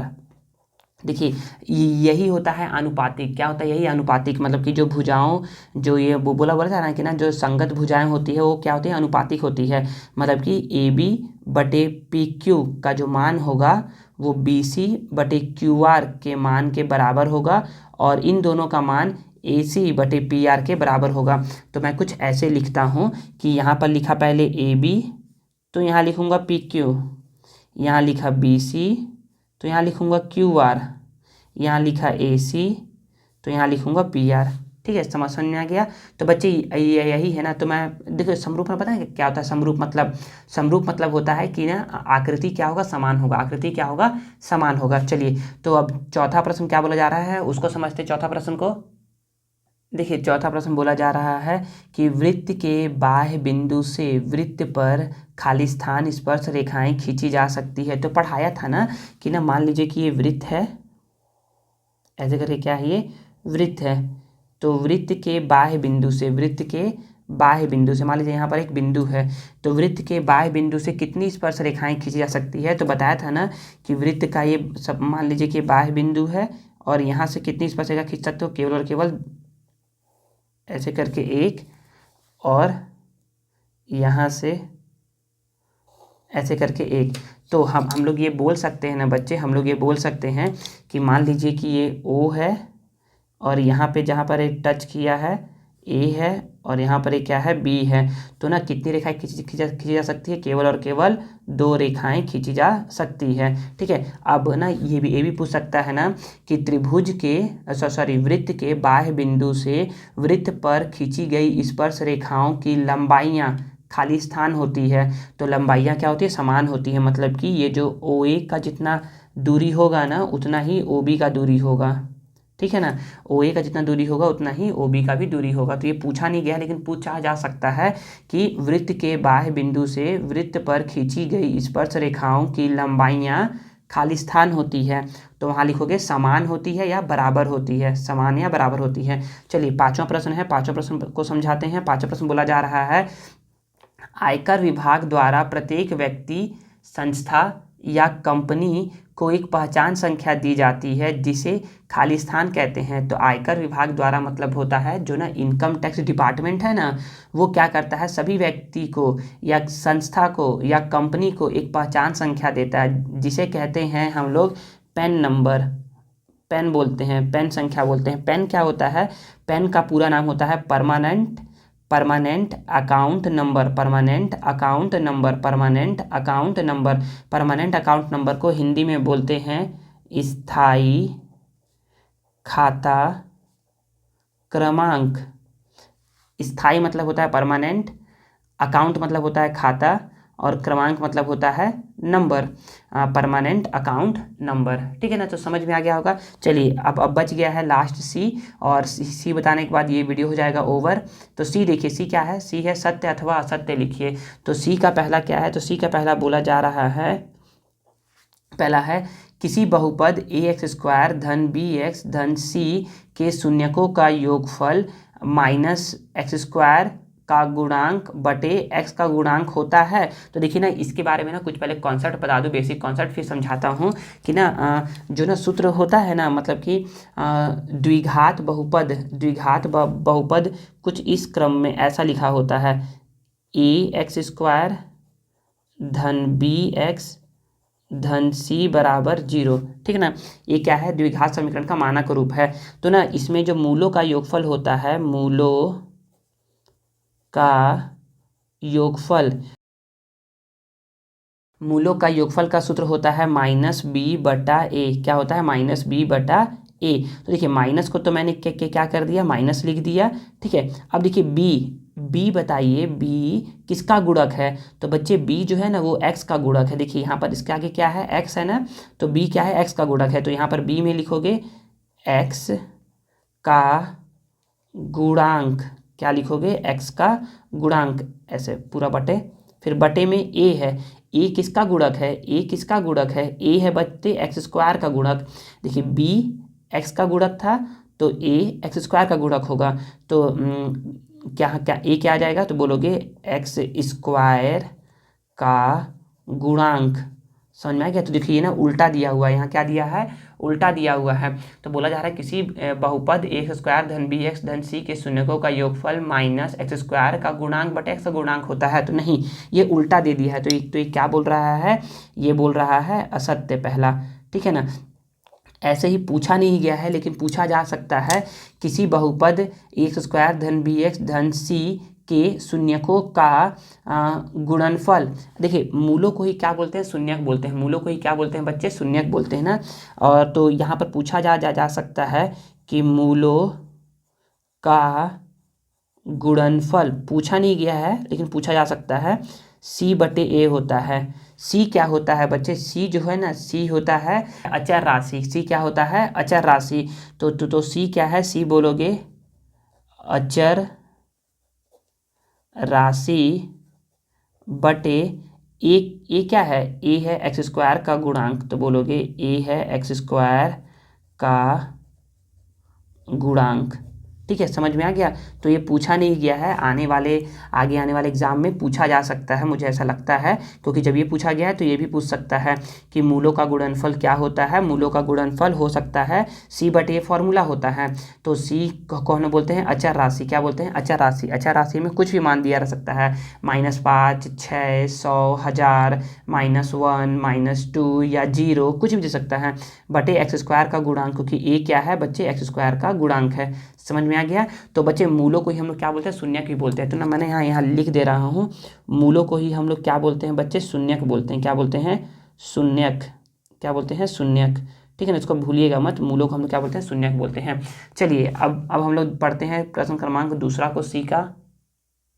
देखिए बच्चे, इसमें प्रश्न पूछा जा रहा है दूसरा कि दी गई समांतर श्रेणी में सारवंतर -1 है। तो सारवंतर पहले होता क्या है, तो बच्चे पहले तो हम लोग समांतर श्रेणी लिख लेते हैं ना, कि क्या दिया है, 3/2, 1/2, -1/2, -3/2। तो बच्चे तो याद रखिए आप लोग, पहले याद तो ये रखिए कि जो पहला मान होता है ना, जो पहला मान दिया रहेगा, जो भी पहला मान दिया रहेगा, इस पहले मान को हम लोग बोलते हैं प्रथम पद। क्या बोलते हैं, प्रथम पद। क्या बोलते हैं, प्रथम पद। अगर पूछा रहता है यहाँ पर कि दी गई समांतर श्रेणी में प्रथम पद a बराबर 3/2 है, तो बोलते कि हाँ a बराबर 3/2 है। लेकिन हमसे तो पूछा कि सारवंतर निकालते कैसे हैं बच्चे, पहले तो ये देखिए, सारवंतर निकालते कैसे हैं। सारवंतर को लिखते हैं d से। किसे लिखते हैं, d से। सारवंतर बराबर होता क्या है, सारवंतर बराबर होता है दो क्रमागत पदों का अंतर। सारवंतर मतलब होता है दो क्रमागत पदों का अंतर। तो हम लोग क्या करते हैं, द्वितीय पद घटाओ प्रथम पद, या तृतीय पद घटाओ द्वितीय पद, या चतुर्थ पद घटाओ तृतीय पद। तो दो पदों का अंतर निकालते हैं। तो सारवंतर का हो जाएगा, सूत्र क्या होता है, तो बोल सकते हो द्वितीय पद घटाओ प्रथम प्रथम पद। किसी का मन कर रहा होगा तृतीय पद घटाओ द्वितीय पद लिखने का, तो भी लिख लेगा, तो भी आंसर समान आएगा। लिखने का मन होगा चतुर्थ पद घटाओ तृतीय पद, तो भी आंसर समान आएगा। तो देखिए द्वितीय पद क्या है, द्वितीय पद है 1/2, घटाओ प्रथम पद क्या है, प्रथम पद है 3/2। दोनों को अब हल करते हैं तो यहाँ से 2 आ जाएगा इसका लसा, ठीक है। 2 से भाग देते हैं तो आता है 1 का अंश से गुणा करवाएंगे। 2 को 2 से भाग देंगे तो आएगा 1, जो आता है उसका अंश से गुणा करवाते हैं। तो 1 एकम 1 माइनस 3 एकम 3/2। तो यहाँ पर जब देखोगे तो यहाँ पर आ जाएगा 1 में से -3 जाएगा तो -2/2। 2 एकम 2, 2 एकम 2, तो कितना आ गया बच्चे, आ गया -1। तो वो बोल रहा है क्या सार्वंतर -1 है, तो हाँ बच्चे सार्वंतर -1 है। तो ये कथन क्या है, बिल्कुल ही बिल्कुल सत्य है, ठीक है ना। चलिए तो समझ में आ गया होगा। आगे तीसरा बोला जा रहा है कि 2 cos 80 अंश बटे साइन 10 अंश का मान 2 होगा। तो देखिए यहाँ पर क्या करेंगे, 2 को तो 2 लिख देंगे, 2 को क्या लिख दिए, 2 लिख दिए, कॉस को कॉस लिख दिए, और यहाँ क्या आ गया, 80 आ गया। अब 80 का तो हम लोगों ने कभी पढ़ा ही नहीं है। हम लोग किसका पढ़ते हैं, हम लोग पढ़ते हैं 0 का, 30 का, 45 का, 60 का, 90 का, और ना ही हम लोगों ने 10 का पढ़ा है कभी। तो बच्चे जब भी कोई ऐसा मान आ जाए ना जिसको आपने कभी पढ़ा ही ना हो, या कुछ अजीब मान आ जाए जिसका आपको पता ही ना हो ना कि इसका कितना होगा, तो हमेशा चेक करिए ना क्या ऊपर और नीचे के संख्या को जोड़ने पर 90 आ रहा है। अगर 90 आ रहा है तो इसमें क्या लगेगा, ट्रिक लगेगा। क्या लगेगा ट्रिक, देखिए ना, 80 धन 10 करिए, 80 धन 10 करिए, तो ये क्या आ गया, 90 आ गया। तो बच्चे मैं ऐसा बोल सकता हूँ 80 को यहीं छोड़ दिया, 90 और 10 को उधर भेज दूंगा तो मैं कितना आ जाएगा, -10। सर माइनस क्यों हो गया, क्योंकि ये प्लस में था ना बच्चे, ये बायां से दायां में गया तो क्या हो गया, ये ना ऋणात्मक हो गया, धनात्मक से ऋणात्मक हो गया। तो पता ये चला कि 80 की जगह हम लोग क्या लिख सकते हैं, 90 - 10 भी लिख सकते हैं। तो 80 की जगह मैंने क्या कर दिया, 80 की जगह लिख दिया 90 - 10, और यहाँ पर क्या था, साइन 10 तो था ही, ठीक है ना बच्चे। अब आगे देखिए, 2 को 2 लिख दिया। अब cos 90 - theta, cos 90 - theta, cos 90 - theta, ये होता है साइन थीटा। कितना होता है, साइन थीटा। तो यहाँ पर थीटा की जगह पे 10 लिख दिया। सर 10 क्यों लिखे थीटा की जगह पर, तो बच्चे क्योंकि देखिए ना सूत्र क्या होता है, सूत्र होता है बच्चे, यहाँ पर सूत्र लिख रहा हूँ, सूत्र भी यहीं पर लिख रहा हूँ। तो बोलोगे कि चूँकि cos 90 - थीटा होता है साइन थीटा, सूत्र होता है ये। तो देखिए यहाँ पर क्या लिखा था, यहाँ पर लिखा था cos 90 - 10, तो कितना लिखूंगा यहाँ पर, साइन 10 लिखूंगा ना, क्योंकि यहाँ पर थीटा जगह क्या था, 10 था, तो इसलिए 10 लिख दिया। अगर यहाँ रहता 20 तो 20 लिखता, रहता 30 तो मैं 30 लिखता। साइन से साइन क्या हो गया, कट गया। अब तो 2 कटा है, मतलब कि 1 आया है ना, तो 2 गुणे 1 2 आ गया। कितना आ गया, 2 गुणे 1 2 आ गया। तो हमारा उत्तर क्या आ गया, 2 आ गया। तो ये बोल रहा है का मान 2 होगा, तो बोलोगे हाँ बिल्कुल तुम क्या बोल रहे हो, सत्य बोल रहे हो, ठीक है। चलिए जो चौथा प्रश्न है उसको समझते हैं और उसको हल करते हैं। चौथा प्रश्न बोला जा रहा है, चौथा प्रश्न में बोल रहा है कि किसी वृत्त की समान जीवाएं उसके केंद्र से असमान दूरी पर होती है। तो मान लो ना कि ये क्या है, एक वृत्त है। क्या है, ये एक वृत्त है। देखिए ये क्या है, एक वृत्त है। वृत्त का मैंने क्या बना दिया, यहाँ पर है केंद्र बिंदु। क्या है, ये केंद्र है ये, ठीक है।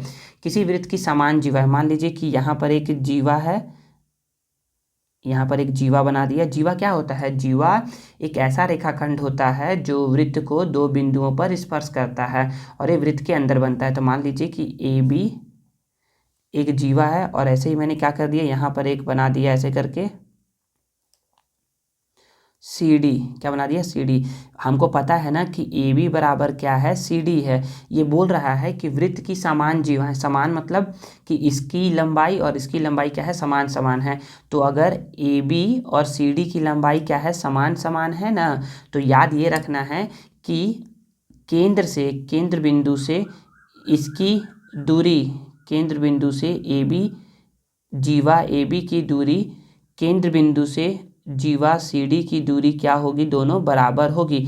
अगर यहाँ O से इसकी दूरी OM है और इसकी दूरी ON है ना, तो याद ये रखिए कि अगर जीवाएं बराबर है तो उसकी केंद्र से दूरी भी क्या रहती है, बराबर रहती है। तो ये क्या बोल रहा है, असमान होती है। तो ये क्या बोल रहा था, असत्य बोल रहा था। ये गलत बोल रहा है, समान होना चाहिए, यहाँ पर असमान लिखा है। समझ गया बच्चे। तो एक चीज़ और याद रखिए कि किसी वृत्त की समान जीवाएं उसके केंद्र से, किसी वृत्त की समान जीवाएं उसके केंद्र से समान दूरी पर होते हैं, समान दूरी पर होते हैं। समझ में आ गया। सर यहाँ पर ये 90 अंश क्यों बनाए हैं बच्चे? क्योंकि दूरी हमेशा ना लंबवत ली जाती है, लंबवत दूरी हमेशा हम लोग मान निकालते हैं, लंबवत दूरी का माप निकालते हैं, ठीक है ना। चलिए प्रश्न 5वां है, उसको पढ़ते हैं और ख़त्म करते हैं वीडियो को। देखिए क्वेश्चन बोला जा रहा है कि बिंदु x,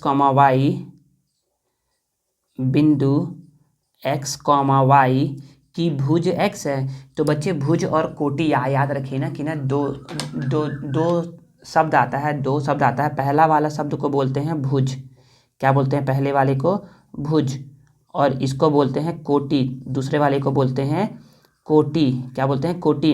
तो बच्चे बिंदु x, y की भुज x है, तो बच्चे हाँ भुज बोलते हैं x को। तो ये क्या बोल रहा है? बिल्कुल ये सत्य बोल रहा है। क्या बोल रहा है? बिल्कुल ये सत्य बोल रहा है।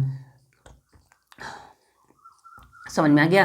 तो बच्चे तो ये देखिए ना आसान है ना कि अब अभी पूछा गया है भुज, आने वाले एग्जाम में पूछ सकता है ना कि बिंदु x, y की कोटि y है, तो बोलोगे सत्य। यहाँ पर ऐसा ही पूछ सकता है कि बिंदु x, y की भुज y है, तो क्या हो जाएगा? ये असत्य हो जाएगा, ठीक है।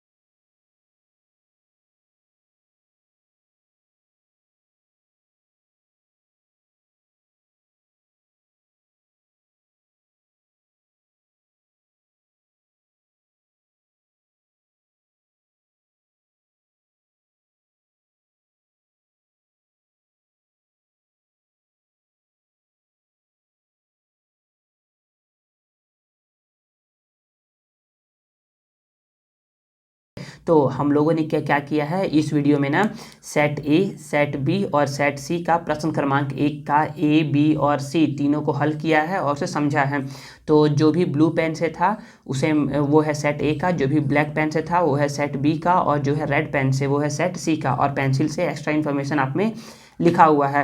तो आई होप आपको वीडियो पसंद आया होगा। अगर आपको वीडियो अच्छा लगता है और मेरा मेहनत अच्छा लगता है तो प्लीज़ प्लीज़ प्लीज़ वीडियो को लाइक किया करिए, कमेंट किया करिए और उसे अपने दोस्तों के साथ शेयर किया करिए, और चैनल को सब्सक्राइब करना मत भूलिएगा। मिलते हैं नेक्स्ट वीडियो में। Thank you.